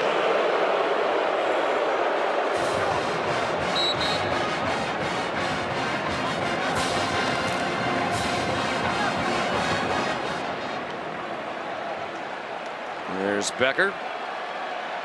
The Hoosier Nation can breathe a sigh of relief that he's all right. Now it's Hemby. He got wrestled down by Jericho Johnson in the middle of that defensive line. A gain of 3. Fans still booing. But what a ride it has been for this fan base. When Kurt Cignetti arrived, he immediately made it his mission to stir up some interest. Memorable quote, "I win, Google me." Went to the basketball game and talked about how their biggest rival and some of the other teams in the league are not very good. We cleaned up the language, but they've backed it up. Mendoza over the middle. Riley Nowakowski, first year at Indiana after 5 at Wisconsin. That's a 13-yard gain. Still just 1 incomplete pass for Mendoza. I think that's what's most remarkable about what Kurt Cignetti's done, is getting everyone to believe that it can be done here as well. We had similar conversations earlier in the season with Clark Lee. I have to convince people that it can be done at Vanderbilt. Same thing in Indiana. but the way it materialized, how quickly people bought in and how quickly he changed the identity was truly remarkable. Many of his peers lauding it as one of the great coaching jobs of all time. Mendoza on the run, doesn't matter, still on target. Surratt first down. Pat Coogan, the center, lost his helmet. And he talked about how Mendoza blended in from day one. And Fernando's leadership skills were evident. He said he got more comfortable as time went along, which is natural. You just don't want to come in and try to dominate the proceedings. That would be difficult. And he, of course, has his brother who he came in and immediately started against. But if you look at the efficiency, it's just absurd. I mean, to have 7 touchdowns against just 3 incompletions in the last 6.5 quarters is just outrageous.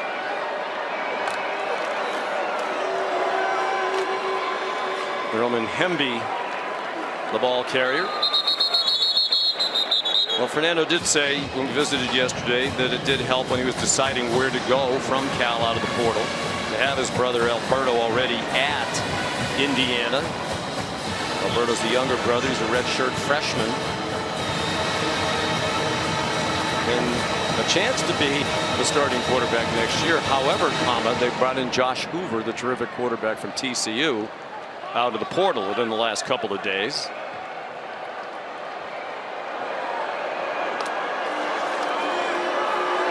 Here's Kalon Black again. We talked to Kurt Cignetti yesterday. He wasn't in a great mood. And he said Monday was a terrible day. I had to deal with the portal. He said, I have guys who are mad that we brought in players at their position from the portal.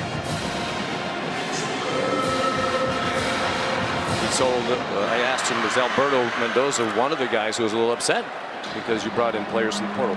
He said, well, everybody here should want to stay and compete for their job. You know, you just don't be guaranteed a job next season. But Mendoza would have to fight for Hoover, likely to be the backup again. Fernando, incomplete pass. Time to put in the younger brother. That's it.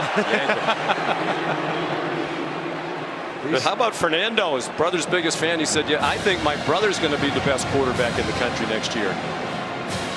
Pretty amazing. And he said, I'll stand on all 10 toes. Verbatim. That's exactly what he said. And his belief in what his younger brother could do. Now, different skill set. A little bit more mobility, a little bit more of a runner first, but is developing as a passer. And I think if you ask Cignetti, yes, while Josh Hoover was a highly profile transfer in from TCU, nothing's guaranteed in Bloomington. You got to go earn that job, and Mendoza 100%. Will get his chance. You might see Alberto tonight. He got in late against Alabama. Mitch McCarthy. Of course. Second punt of the night, hits at the 5 and stops. And it's Charlie Becker still out there on special teams to down it. A 49-yard punt. They continue to do everything well. 42-10, the undefeated Hoosiers. 42-15, excuse me, with 4:10 to go in the third quarter of the Chick-fil-A Peach Bowl. Sports and fitness projects. For more information, go to cfp-foundation.org. Great program. Jay Harris is the running back. The Ducks scored on their last drive. Jay Harris stopped after a gain of 3. Who joined us late. The Ducks have played all night without their 2 leading rushers. It's remarkable how much their situation changed since the win against Texas Tech. Jordan Davison broke his clavicle in that game. The freshman who rushed for 667 yards and a team-high 15 rushing touchdowns. And Noah Whittington, their leading rusher for the season, with 829 yards, has not had a touch tonight with turf toe and has been on the field sparingly. What a disappointment that is, too. Those guys all season long are just electric. Both running backs incredibly gifted, and just to not have them available tonight took the wind out of the sails before they even really had much of a chance. Out of the pistol with De'Aaron Hill with a 71-yard run on the touchdown drive of the last possession. He got stood up and driven back by Elijah Hardy, transfer from Navy. Flag down on the play.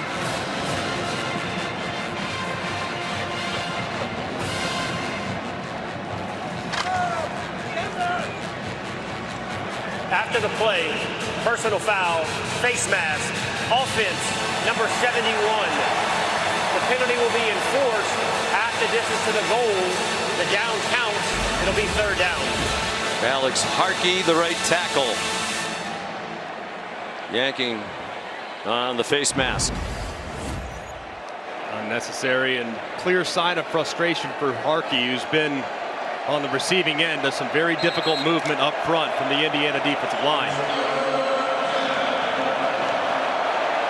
Third down and 11. Hill remains the running back. Dante Moore is 9 out of 14 for 112. A touchdown and an interception for a pick six. He's throwing a deep bomb, and it is caught. Jeremiah McClellan with their best corner, Pons, in coverage. Don't hang up on the Ducks just yet. Don't book those trips to Miami if you're a Hoosier fan. And he had to fight through a lot of contact, too. I mean, that could have very easily been called pass interference. Instead, McClellan, who's been really good, they've had so many injuries throughout the season at wide receiver. He's really come on strong down the stretch, and he makes a big play again. 43-yard gain. There's a timeout for an injured Indiana Hoosier back in the end zone. 2:48 to go. Oregon trying to make this interesting. We're in the third quarter in Atlanta. Back at the Chick-fil-A Peach Bowl in Atlanta, the college football playoff semifinal. You look at these numbers, you wouldn't think the game is as one-sided as it is. The total yards, not that much of a difference, but the big numbers at the bottom, the 3 turnovers, which Indiana has turned into 21 points. And Fernando Mendoza, 4 touchdown passes tonight, 40 for the year. Just the 4th quarterback in Big Ten history to throw 40 touchdown passes in a season. The other 3 all Buckeyes: Dwayne Haskins, C.J. Stroud, Justin Fields. DeCorian Moore. Another big play for Oregon. They now have more yards in this third quarter than they had in the entire first half. And they're doing this with 2 backup offensive linemen in there. Isaiah World, the starting left tackle, and Dave Iuli, the right guard, are both in street clothes at the sideline. Moore incomplete. Pons creeping up, buying another interception. It was intended for Kenyon Sadiq. I would think that Kurt Cignetti and his defensive coordinator, Brian Haynes, probably very frustrated, as you could see some of the injured players for Oregon on the sideline unavailable, but the O-line holding up for the most part. And Brian Haynes, I mean, they keep giving up big plays. I mean, the only way you let them back in the game, I mean, time is on your side. Don't give up big plays. Make them march it down the field. And instead, Oregon's moving the ball with the guillotine.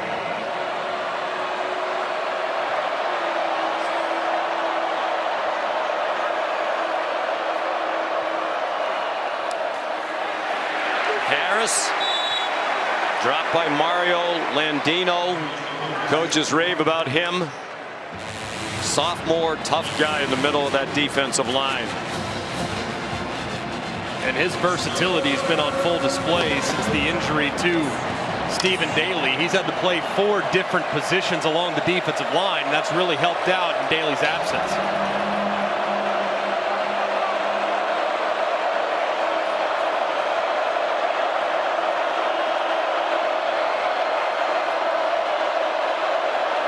Oregon's 5 out of 7 on third down. Both teams have been outstanding on third down tonight, in contrast to the regular season meeting. Some nifty footwork by De'Aaron Hill. Tyreek Tucker took him down. 8-yard pickup. It's 4th down and 1. Hill hobbles off. As we mentioned, they brought 2 players over from defense to give them a little more depth at running back this week. Harris is the running back.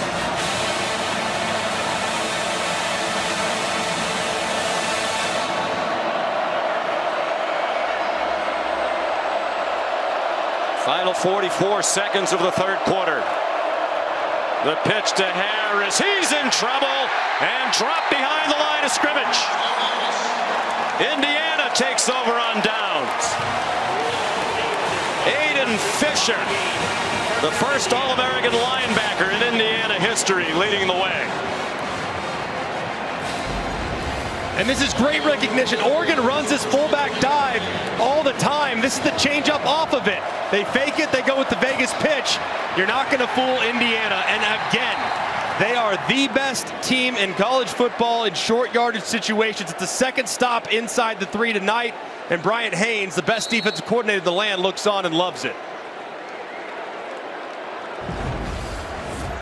Well, you made his family happy, but you have a lot of friends among defensive coordinators around the country who. As a former quarterback, you're nice to defensive coordinators. You don't want to get. They're going to. The other 135 are going to remember it. Well, it's tonight. I can change my mind tomorrow, perhaps. Roman Hemby, the ball carrier. What could be, if the Hoosiers wanted to be, and it will be, the way they manage the game, the last play of the third quarter.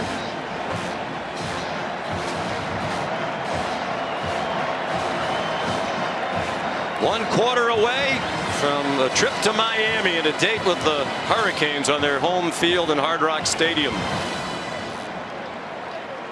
End of 3 quarters here in Mercedes-Benz Stadium in Atlanta. Indiana 42, Oregon 15.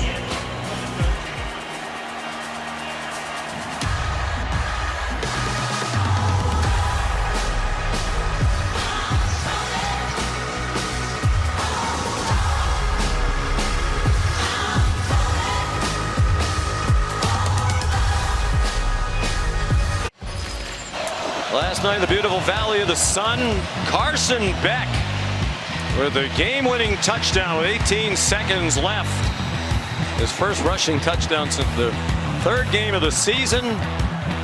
Leads Miami into the final in its home field. What a game that was last night. 6 lead changes in the game, most in college football history. 4 of them in the 4th quarter.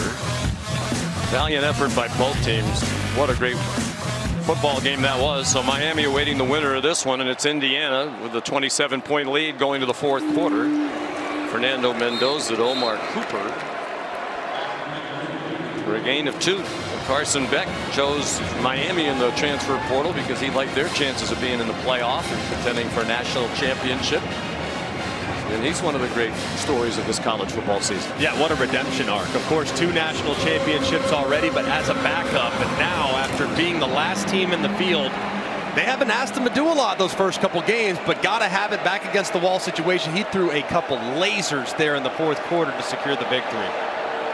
15-play drive to win it, typical of Ole Miss. They were still throwing the ball in the end zone of the last play of the game.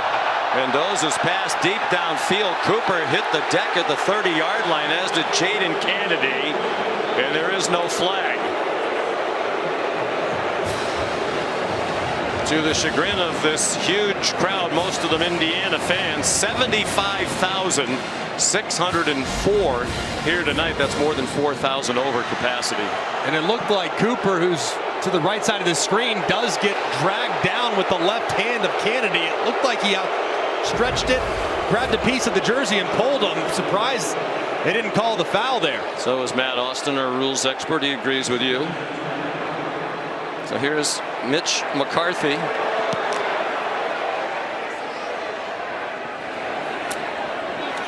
And it's a return from Malik Benson. He brought one back 85 for a touchdown against USC. There's a flag down on the return, a 43-yard punt from McCarthy.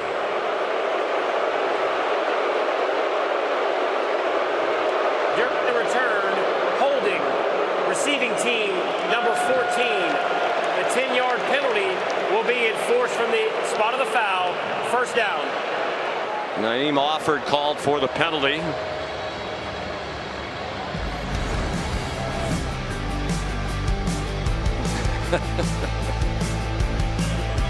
He's good theater, and he's a Hall of Fame coach. Timeout, less than a minute into the 4th quarter.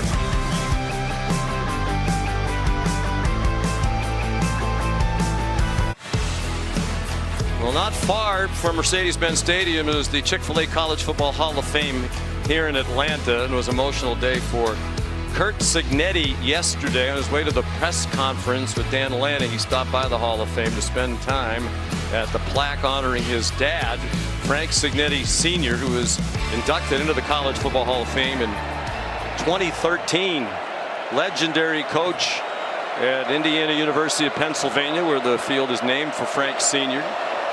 Won 199 games in his college football career. Kenyon Sadiq, the catch and the tackle.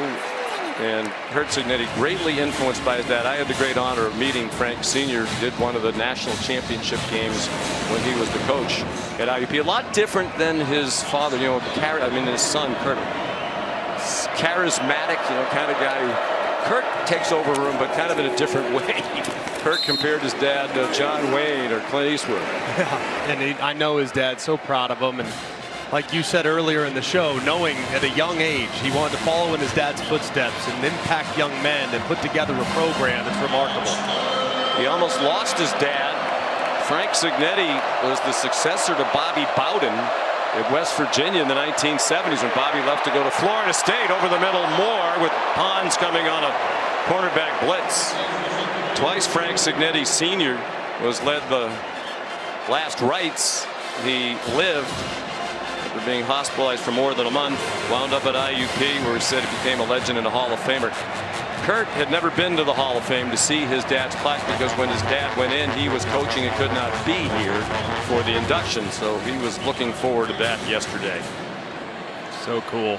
And to think, too, to go back and start your head coaching career at a place that brings back such fond memories for your family is remarkable. James Ferguson Reynolds to punt. And the tip of the cap as well to Frank Cignetti Jr., longtime NFL and college coach. Was a coordinator in both the NFL and college levels, and a wonderful human being as well. Delay a game, the call.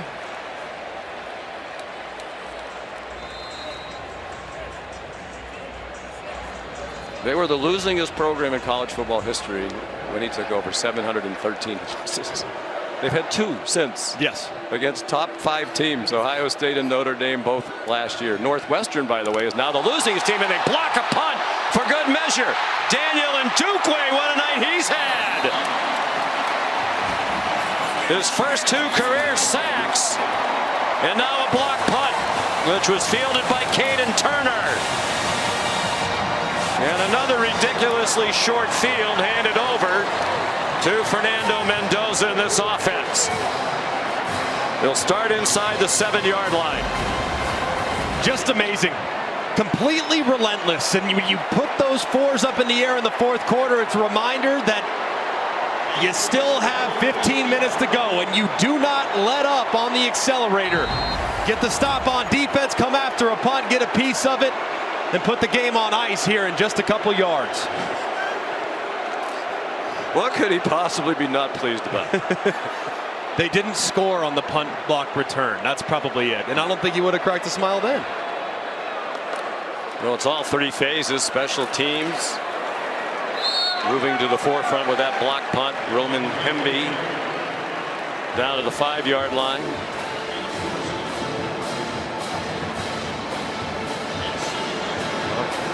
Played for Curt Cignetti. He was the wide receiver coach at Alabama when I was there. And did you ever see this coming?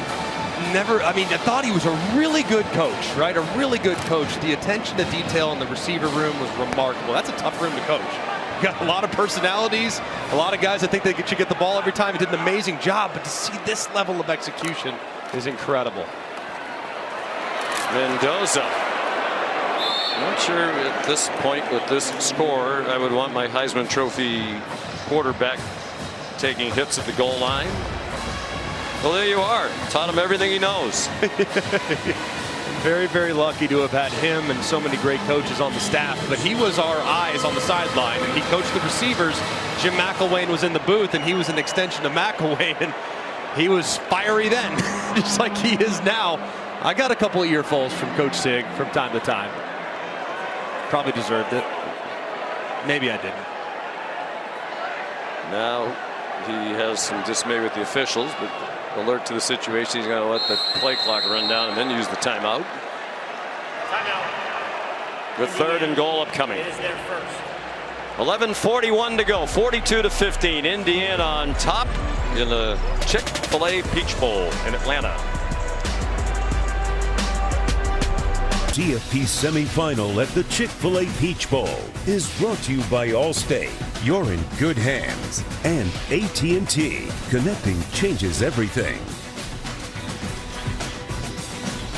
Talks about as glum as they can be. And understandably so. I think Dan Lanning won't care if he ever coaches in this building again. His Oregon head coaching debut is in the opener here against Georgia, the team he had just left as defensive coordinator, become the head coach in Eugene. Oregon gave up touchdowns on the first 7 Georgia drives of the game. That one ended 49-3. And now tonight it's 42-15. What a coach he is. He has it rolling at Oregon, and that is going to continue. There's 3rd down and goal. Indiana. Kalon Black, the running back. Mendoza fires back line of the end zone. Touchdown. Elijah Surratt.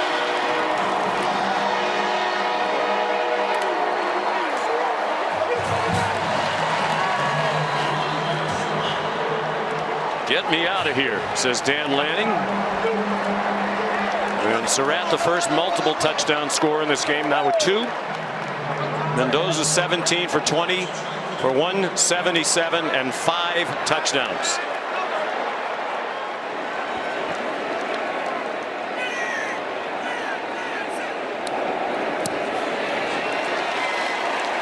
The extra point's good by Niko Radicic, the Texan. His parents are Croatian. He lived there for a while as a child.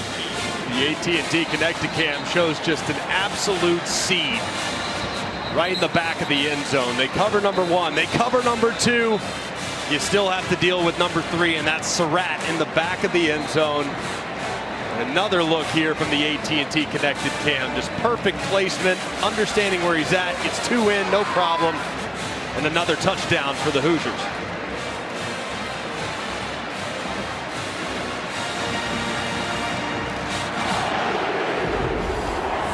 The only thing we're going to hear in a few months, maybe we can steal the coverage of our ESPN NFL draft with the first pick in the NFL draft. The Las Vegas Raiders select Fernando Mendoza, quarterback.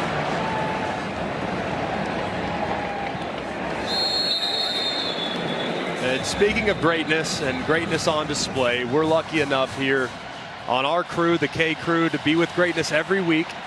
This is Sean McDonough. I think he is one of the greatest voices of his generation. He was recently awarded with the 2025 National Sports Media Award with the Sportscaster of the Year, buddy. There's no one that's more deserving, and we're so proud of you for bringing that thing home.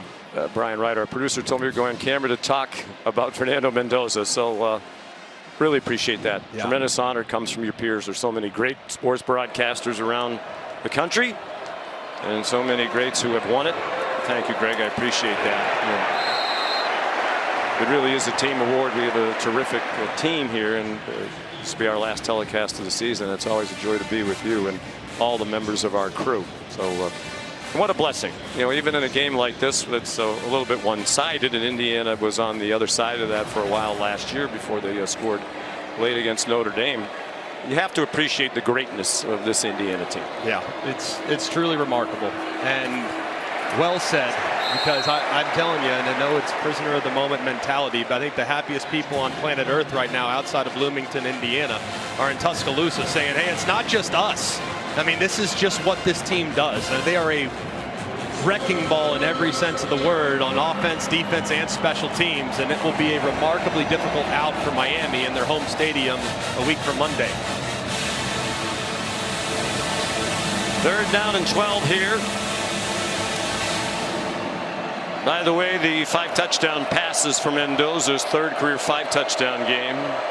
Most recently in that win against Illinois, they really got their season off and running. That was a top 10 matchup. They won 63-10.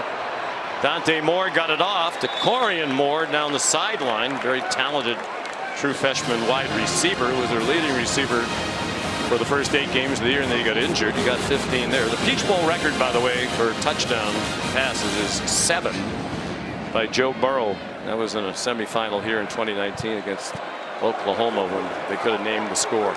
They scored 63 points in the game. Fisher got a hand on the pass.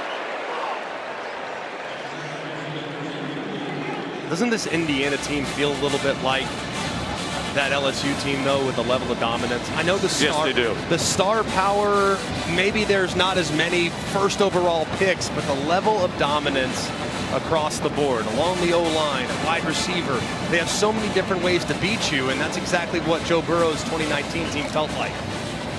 Yeah, that's the greatest season by a quarterback that I've seen in college football, maybe the greatest that there's ever been. But what Mendoza's doing now invites the comparisons for sure. Moore, the play fake, he's on target to Kenyon Sadiq across midfield and scampers out of bounds. Joe Burrow's the last quarterback to win the Heisman Trophy and the national championship in the same year in that 2019 season. 9 quarterbacks have done that. The last player to do it, Devontae Smith of Alabama, the wide receiver in 2020. 9.5 to go. Dante Moore pressured by Isaiah Jones, and the ball got deflected and fluttered out of bounds.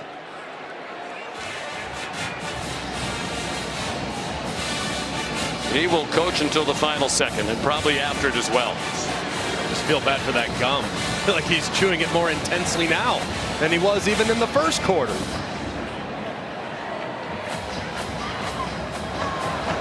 Well, it's a remarkable turnaround, and not to diminish at all what they've done. Obviously easier in this era of college football. With the transfer portal, everybody's a free agent. With NIL, if you have the money to spend, you have the advantage. Both these schools have very generous donors. And Mark Cuban's here tonight, a proud Indiana grad. Obviously Phil Knight has been very involved in Oregon athletics for a long time, and that helps. But even with the new landscape of college football, what Indiana has done and is doing almost defies description. And to think now, you referenced it being more easy to flip the program. Totally agree with that. What I think is more difficult is to display the level of dominance that you see now, because teams can no longer stockpile personnel the way they once were able to stockpile. You're more thin across the board. It requires more cohesion. It's more difficult to collaborate with that cohesion too, with so many new faces every year. So to think that they've done it this quickly, yes, they were benefited by NIL and the portal, but to create this chemistry and culture this quickly might be even more difficult than it's ever been. 8:35 to go for Aiden Fisher and the Hoosiers in their 49-15 lead in the college football playoff semifinal, the Chick-fil-A Peach Bowl. College football playoff bracket brought to you by AT&T. The words of the great Brett Musburger paraphrasing, you are looking plausibly live at Hard Rock Stadium outside Miami, which will host the national championship game. A week from Monday, January 19th, 7:30 here on ESPN. Miami playing its home stadium against the winner of this game, almost certainly to be the Indiana Hoosiers. As a matter of fact, ESPN News is projecting Indiana will be the winner of this game. Dante Moore, back shoulder throw. Intended for DeCorian Moore. 5-star recruit out of Duncanville, Texas. Devin Boykin had the coverage.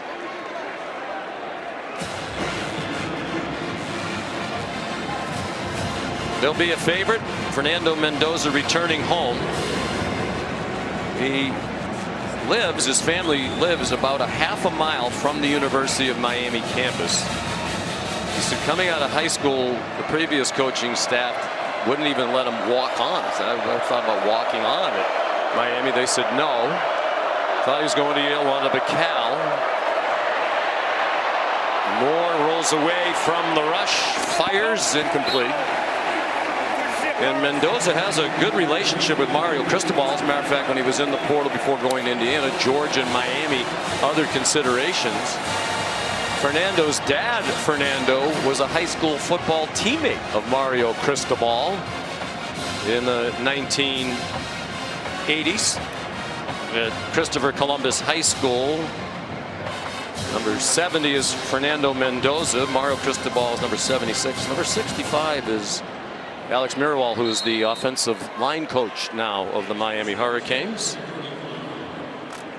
Pretty cool to think that Mendoza, and what a story, and the way it finishes, and the possibility to go home and win it in your hometown. I can't even imagine the emotions. Well, it'll be a magical ending to a remarkable season. Kobe Martin runs out of bounds. And credit to all these Hoosiers, when you ask them, did you think this was possible? They all said no. Right. Mendoza, I'm going to go there. I'm going to win the Heisman. We're going to be undefeated. We're going to be number 1. We're going to play the national championship game in my hometown. We talked to a couple of those guys, including D'Angelo Pons yesterday, who came over from James Madison last year. Prior to last year, we said, well, what did Signetti say to you? What did you expect? He said, well, we knew Indiana would get better because that's what Sig does. So he said, my dad, when I was in the portal, asked Signetti, so you think they're going to be okay? You think you're going to go to a bowl game next year? And Signetti gave him the Signetti face and said, bowl game, and we're going to do much better than that. And as usual, he was right. Kobe Martin, the redshirt freshman from Fishers, Indiana. 25, that might have been a touchdown. The most amazing thing too is Signetti's ability to recognize players with specific traits. Pons is a great example. Many programs would look at a corner that's 5'9" and say, I don't know. And there's his father, Angelo Pons, who's what a young man D'Angelo is, by the way, just so competitive. From a great high school teammate of Jeremiah Smith. Never felt like he would lose a battle against Jeremiah, but identifying guys with key traits and competitiveness and buy-in. It's remarkable. Well, it's interesting. I never heard this in a meeting. We're talking about identifying prospects, whether it's high school players or in the portal, where Signetti has excelled. And he talked to you, and you thought it must be an Alabama thing about, well, he has good ankle flexibility. Right, yeah. Hip, ankle, knee flexibility. Is that a Nick Saban thing? That's it. If you can do that, if you have fluidity in your body, in your lower half in particular, it translates to the field really well. So that's a high premium, but what is not is length. For example, D'Angelo Pons at 5'9". Who cares? How does he compete? Most ankle schools, flexibility. Yes, that's exactly what it is. It has to be that, nothing else. But most schools would say, I don't know, he's a little too short. Doesn't matter. He can play. Production over potential. Here's Kobe Martin. He had 2 100-yard games this season as their number 3 running back. I think you have a lot of people around America now looking into their personal trainers or going to their gym and thinking, I'm going to start working on my ankle flexibility. Does it help golf? I think you might want to be strong in the ankles in golf. I don't know. Not good. So, not sure I have the answer for you. He's a character. Would quirky be a fair description?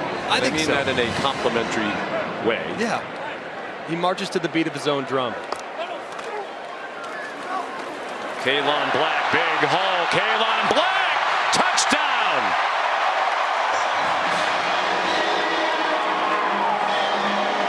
Oh, and finally a smile. I am surprised some of these key players are still in the game. If Kalon Black or Fernando Mendoza gets hurt right now, there are a lot of questions to answer. Yeah, I think that it's more about sending a message. That's really it. You're sending a message to your team that you play for 60 minutes. The score does not matter. It does not impact your approach to each individual snap. That's the process. That's process-oriented thinking, and that's the message you send by keeping those guys in the game. Radicic, the extra point. Kalon Black, another who came over from James Madison. He has scored 2, but the night belongs to Mendoza. Time for the protection spotlight presented by Prudential, and it's the touchdown passes. 5 of them, 4 different wide receivers, back shoulders, short throws, deep balls, double moves. It didn't matter. He did it all. and was so accurate and decisive throughout the day. He continues to play with a ridiculous hot hand. And yet another performance today in which he has more touchdown passes than incompletions. You didn't think it could be replicated, not against a great defense like Oregon. I think he's taken it to the next level tonight. 8 touchdown passes in the 2 playoff games. 5 incompletions.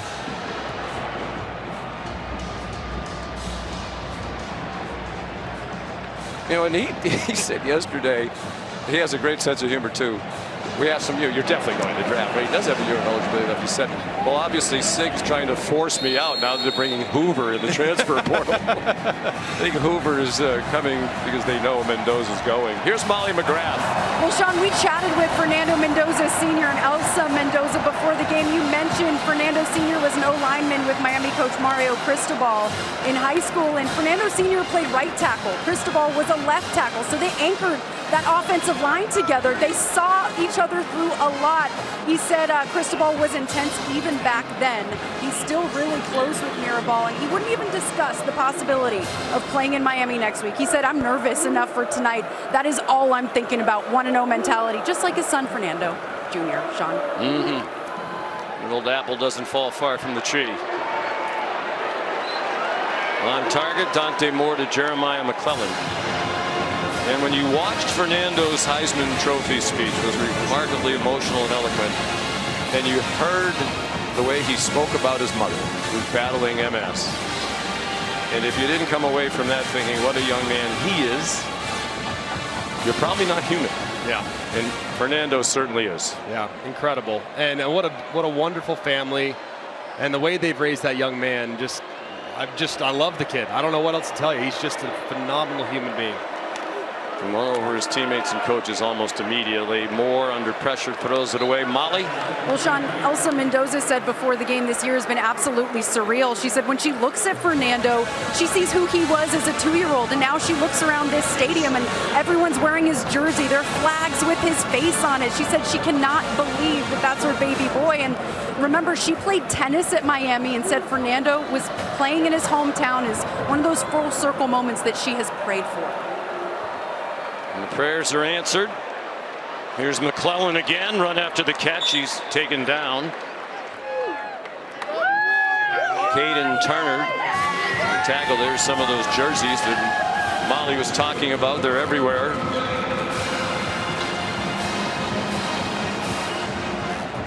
He's so good, man. I mean, he's so good. It's just absurd. And big hug from his center, Pat Coogan. And he, looking like, based on the handshake performed by him and his brother, next time Indiana gets the ball, he'll give way to Alberto. Jay Harris, the running back,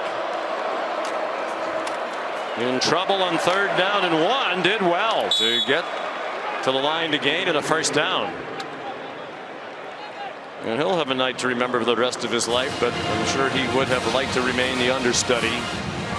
Not sure the result would have been different, but I'm reasonably certain, Greg, Dan Lanning's team would have been more competitive with Jordan Davis and Noah Whittington tonight. There's no doubt. And this is so disappointing after what was a tremendous 13-1 season for Dan Lanning. To have comparable disappointment to the experience you had last year in the Rose Bowl, to get blown out against an in-conference foe, it's really, really disappointing. Dante Moore, we talk about spinning this forward. He told us yesterday, earlier in the week, he wasn't sure about if he's going to come back to school or not. A lot of the NFL types, including Mel Kiper, has maybe he's a top 2 pick. After tonight, I would think if he's thinking about coming back may be a good idea. There's more to do. There is. And I don't think there was ever a chance he could overtake Fernando, even regardless of how things were going. The gap between the two, based on the tape this season, is too significant. And he does have work to do. The draft positioning for Dante Moore is purely projection. He has all the tools. He has all the measurables, the arm talent, but he still needs to play more ball. And this Oregon team in general, very, very young and should be really good next season. Swing pass for Dier Hill. That lead blocker, number 25, is Kilohana Hasselritter. One of the players they moved over from defensive back to running back because of the lack of available bodies and running back, and he was out there as a lead blocker. And this is pretty nicely done. You can see from the AT&T connected cam, but what I love most about this is the finish. Right there, big finish on the run. And that's really doesn't make much of a difference. It's a couple yards. The game is in hand. But it does tell you a little bit about the character of Dyer Hill right there, who finishes the run when the game's sideways. 2.5 to go. And that pass through the hands of DeCorian Moore, who might not have been fully engaged with crimson-clad folks coming in his direction. Had Oregon made it to the national championship this year, I think many people, self-included, those that have covered the team, they all feel like 2027 was the year.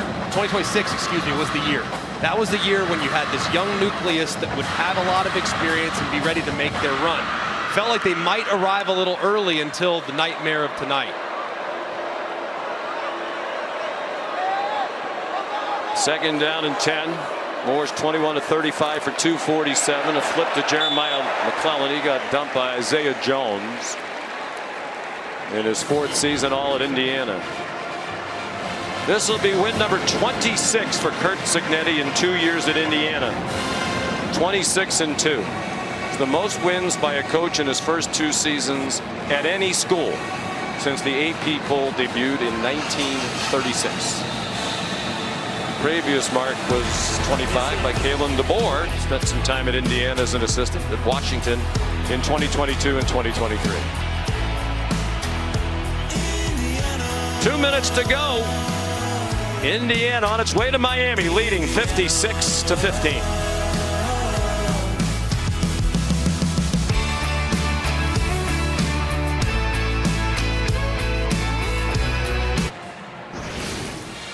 Coming up on the Ram Trucks post game, we will have the live trophy presentation. Fernando Mendoza is going to stop by to join us. We'll hear from both coaches involved. And fellas, it's been quite a performance. We'll get it back after the National Sportscaster of the Year, my friend Sean McDonough.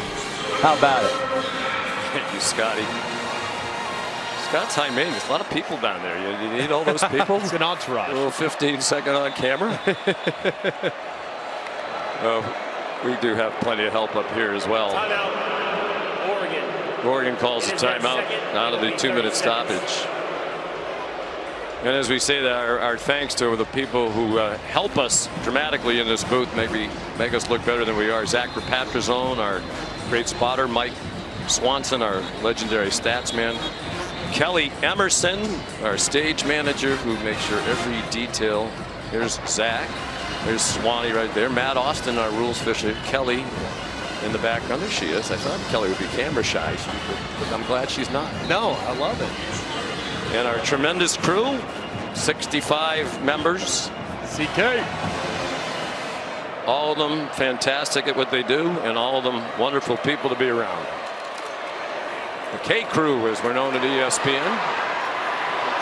Here's Jamari Johnson. Great run after the catch. He got yanked down just shy of the end zone by Jaja Boyd, a redshirt freshman from Philadelphia, deep backup. That's just his 8th tackle of the year, but he prevented a touchdown.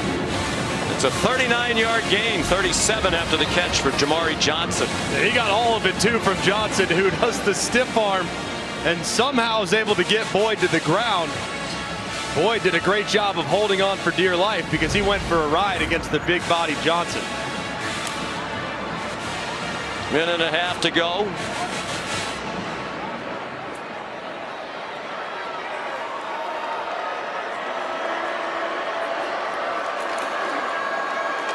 Jay Harris.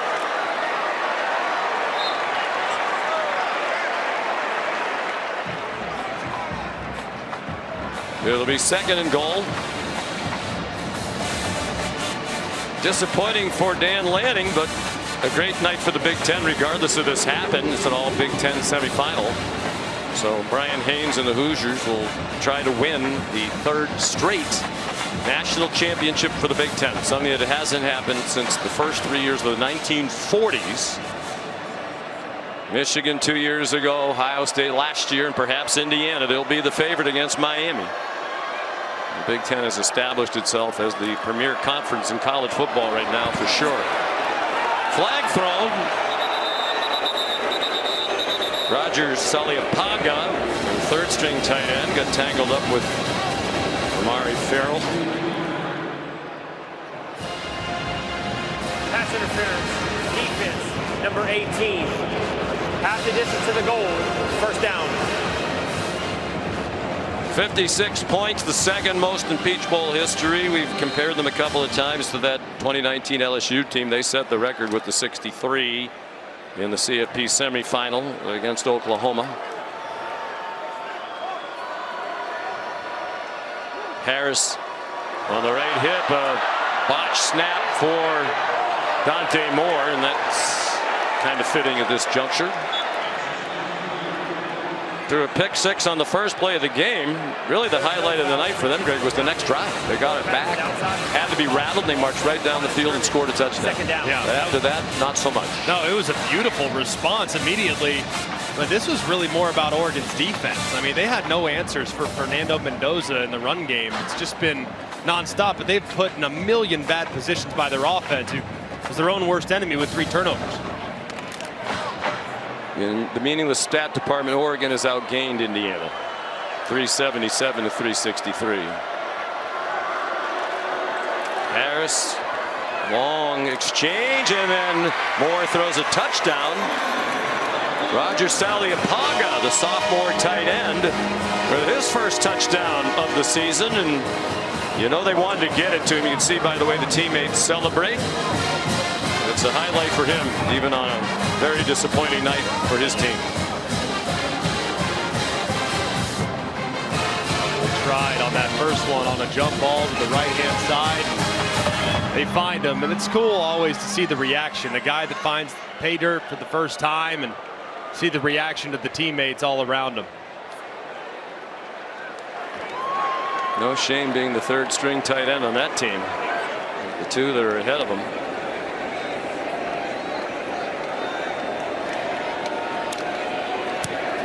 Atticus Sappington adds the extra point. So with this win, Indiana will be 3-0 this season against top 5 opponents, including 2 wins against Oregon. We talk about history and over again. Prior to this season, the Hoosiers against top 5 opponents, you want to guess what their record was? Oh my gosh. 3-87. 1-72. Oh my goodness. Amazing. I know the win against Oregon was the first one on the road, if I'm not mistaken, earlier this year. Led by Fernando Mendoza. 3 5-touchdown games this season. Not just rewriting the history book in Bloomington. They are absolutely torching that thing with no regard for anything that's been done in the history of this program. So here's Sappington to kick off. His parents, this is going to be the really meaningless, when the game is really one-sided, nugget of the night here. Maybe not a nugget. His parents more successful on their biggest stage. They're chefs. And they won an episode of the show Chopped. Really? Back in 2015. Wow. His parents, Adam and Jackie, made a mean oyster situation.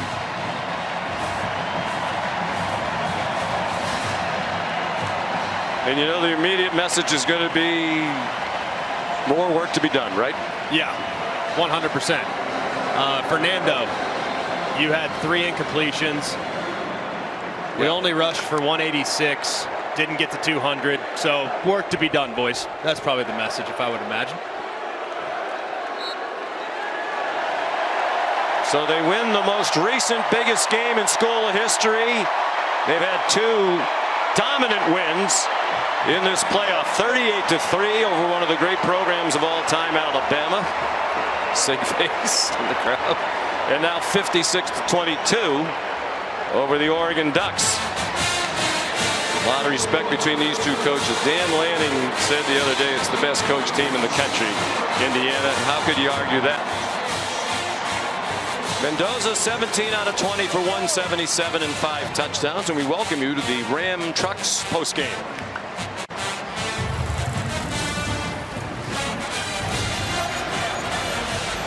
And Molly McGrath is with Kurt Signetti. Coach Signetti, the Indiana Hoosiers are headed to the national championship game. How does that sound to you? That sounds good. It means we got it done today, and now we got to get ready for one more. What made this program's turnaround possible? People, people, blueprint, plan. You get the right people on the bus, and they prepare the right way, and you got to process anything's possible. How has your quarterback Fernando Mendoza been at his best during this playoff run? I thought he was great tonight, incredible. Can't say enough about him. Keeps improving, made a lot of plays. Your defense set the tone on the first play of the game with that pick six. What did you like about their performance? Well, I thought we did really well, and then, we got a couple guys nicked, and it got a little sloppy at times in the second half. And we're thinning some spots, to be quite honest with you, right now. But we created turnovers, which led to points, hit the quarterback a lot, and a great team win. What will it take to win one more? Well, give the guys a couple days off. Everybody will be off tomorrow. Figure out how we're going to go about that. I think it's a 10-day week. Have a great week of preparation and put it on the field. Coach, I know you're thinking about the next game, but when will you stop and appreciate how special and how historic all of this has been? I'm really not thinking about the next game. I'm thinking about cracking open a beer. All right, well, go celebrate with your family. Congrats. Enjoy that beer, Coach. Thanks. All right, let's go to Katie George now. Thanks, Sean. Fernando, thanks to such a dominant performance, you're heading home to play in a national championship. Why was this the team and the program to make that possible? Yeah, first of all, I want to give all the glory to God. I mean, the defense played fantastic. 28 points off of turnovers. The Hoggies, always spectacular. And the man up above, did so much for us today and has helped myself and our entire team play such a high level. Like you said, it's homecoming for myself, going to Miami. What a better story. However, Mario Cristobal and the Hurricanes, fantastic team. They have great leadership, and they're extremely tough on defense. It's going to be a great matchup. You grew up just down the street from Miami's campus. Your dad played ball with Mario. What excites you about the opportunity to not just play at home, but to play against the Hurricanes? Yeah, I think playing any national championship is fantastic, and it means a little bit more to me. I used to be able to walk to University of Miami, used to play rec basketball games there or beach volleyball on the sand courts, and to live under a mile away, it means a lot to myself. However, really excited for the city of Miami to get the opportunity as well, and just can't wait to play in Hard Rock Stadium. What does this mean for your family, your mom, your parents? It means a lot. It means the world, and I couldn't have done this without God. And this is just such a great opportunity for my entire team. Like Pat Coogan said, we're a bunch of misfits. There's 0 5-stars on our team. We're just a bunch of gritty guys who are glued together and going towards a common goal, which is to win each and single game. We haven't seen a program turn things around this quickly, maybe ever. How would you describe what's taking place at Indiana? It's a collaborative effort, and with a strong culture, you can accomplish anything.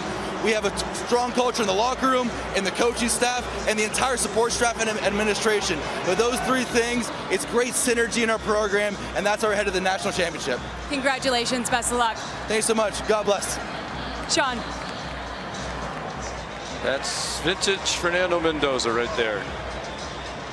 And there's the bracket, the homecoming for Fernando against the Miami Hurricanes. On January 19th, we have about 20 seconds before we throw it to Scotty. Your quick thoughts about that matchup? Miami better be ready to roll, because this Indiana team, they're about as complete and as dominant as I've seen in some time in college football.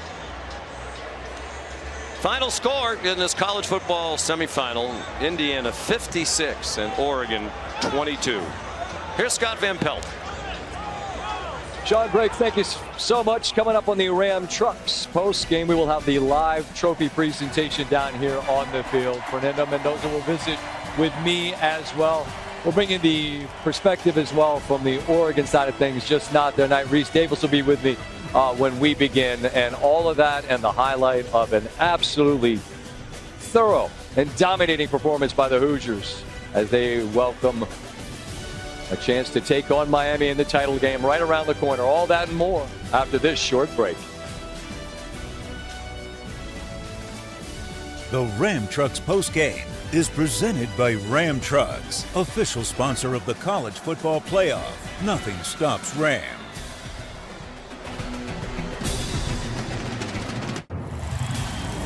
Welcome back to the Ram Trucks postgame, where Indiana was absolutely devastating. First play of the game, Hoosiers! D'Angelo Ponce, the pick six, and in the blink of an eye, the Hoosiers already out in front.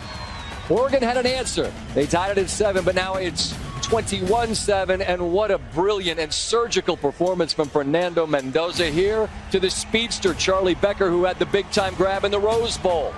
Mendoza had 3 incompletions on the night. He threw 5 touchdowns, as you see the catch from Becker. Now IU in the red zone. Yet another touchdown. Little double move there. E.J. Williams Jr. all alone, and it is all Hoosiers. Elijah Surratt, you know you're going to hear his name called. He is special as Indiana ends up just cracking open 100 and then some here in Atlanta. And you see, entering this season, the last time they'd won a Big Ten title, it had been a long time ago, back in '67. Never once ranked number 1 in the nation. Never once had a Heisman Trophy winner. They have checked all of the boxes. All that is left to do is to grab the hardware and be national title winners. To do that, they will need to beat Miami on Miami's home field. But I hesitate to call it a home field because the way these Hoosier fans came and took over the stadium here in Atlanta, I wonder if they might not be able to take over there. How are you, Scott Van Pelt? Great meeting. Quite a victory tonight for the Hoosiers and their star, Fernando Mendoza. With us, Reese Davis is alongside as well. Welcome. Thank you for taking a moment after what was an absolutely spectacular night. I just said over the highlight, 3 incompletions and 5 touchdowns in the biggest game of your life yet. I know you give great thanks to God. I appreciate that. I'm asking you as well what your teammates also provided, as well as your help from above. Well, first of all, Mr. Davis and Mr. Van Pelt, thank you so much for having me on. Pleasure. And we need to put you a tight end for the Hoosiers right here. I can throw you a couple fade balls and we can score some more touchdowns than we did today. However, it's such a great collaborative effort. The culture within the administration, the coaching staff, and in the locker room, it provides such great synergy. Along with us always, counting on the man above. I can't give enough glory to God. He's done so much for this team, done so much for me, and just so excited to be Peach Bowl champs. All right, I'm told that we need to let you go because as much as we appreciate your time, your time is required there on the set. So they bring you out here, mic you up. We're thankful for your time. We'll get you to Molly McGrath. It's time to hand out hardware. Go get what you earned. Maybe we'll talk with you when you're done. We'll see you, buddy. Hope to see you guys soon. I hope so. Thank you so much. Go get your trophy. Here's Molly McGrath. All right, good evening, everyone. Thank you so much for joining us for this college football playoff semifinal at the Chick-fil-A Peach Bowl. And congratulations to all the Hoosiers fans still here in the house. And to award the S. Truett Cathy Most Outstanding Player trophies, we have Andrew Cathy, the CEO of Chick-fil-A. And we're going to start with our Defensive Player Award because our Offensive Player of the game is currently running from a studio set. For our defensive player, we have D'Angelo Ponce.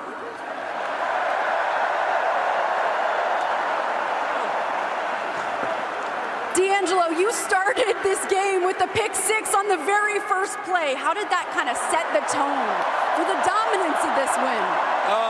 It was just an amazing feeling just to get in the end zone, see the fans out here. I feel like it's a home game, man. It's just amazing the feeling. Statement do you think your defense made with just how dominant this win was? I feel like we put a dagger in them second half. I feel like we definitely made a statement, show how dominant we were. All right, congratulations on the win. And now for our offensive player of the game, Gary Stoken, president and CEO of the Chick-fil-A Peach Bowl, is going to present that to Fernando Mendoza.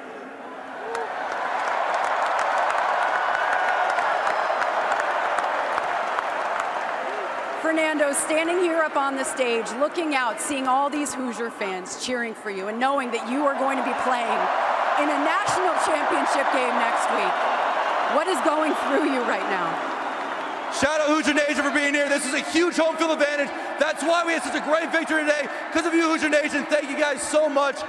We're so excited for the opportunity to go down to Miami, play in the national championship against a great team, the Hurricanes. Hoosier Nation, we need you all there. We need you all there so we could go and compete in the national champ.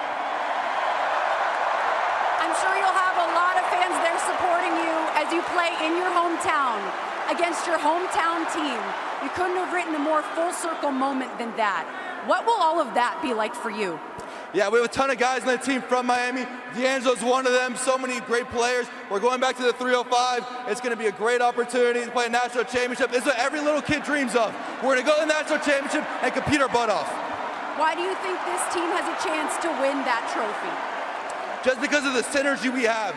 We have such great synergy, whether it's a coaching staff, offense or defense. We all play such collaborative football with each other. It's just a special unit of guys.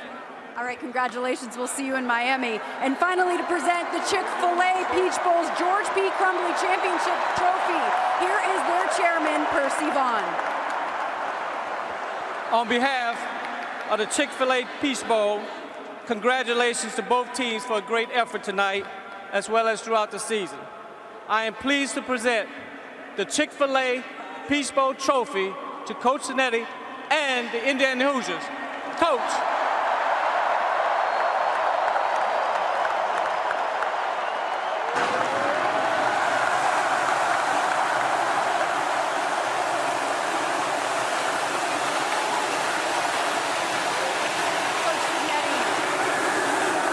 You told us you expected this game to have about 80% Hoosier fans in attendance.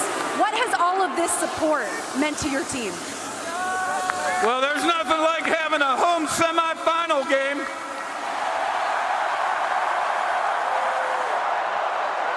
I guess we finally got it all figured out, right? There are no fans like Indiana Hoosier fans. All I can say is go IU and Hoosiers!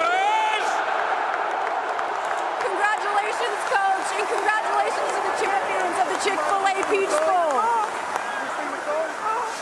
Go ahead. Who's ready to sing that song? A one, a two, a you know what to do.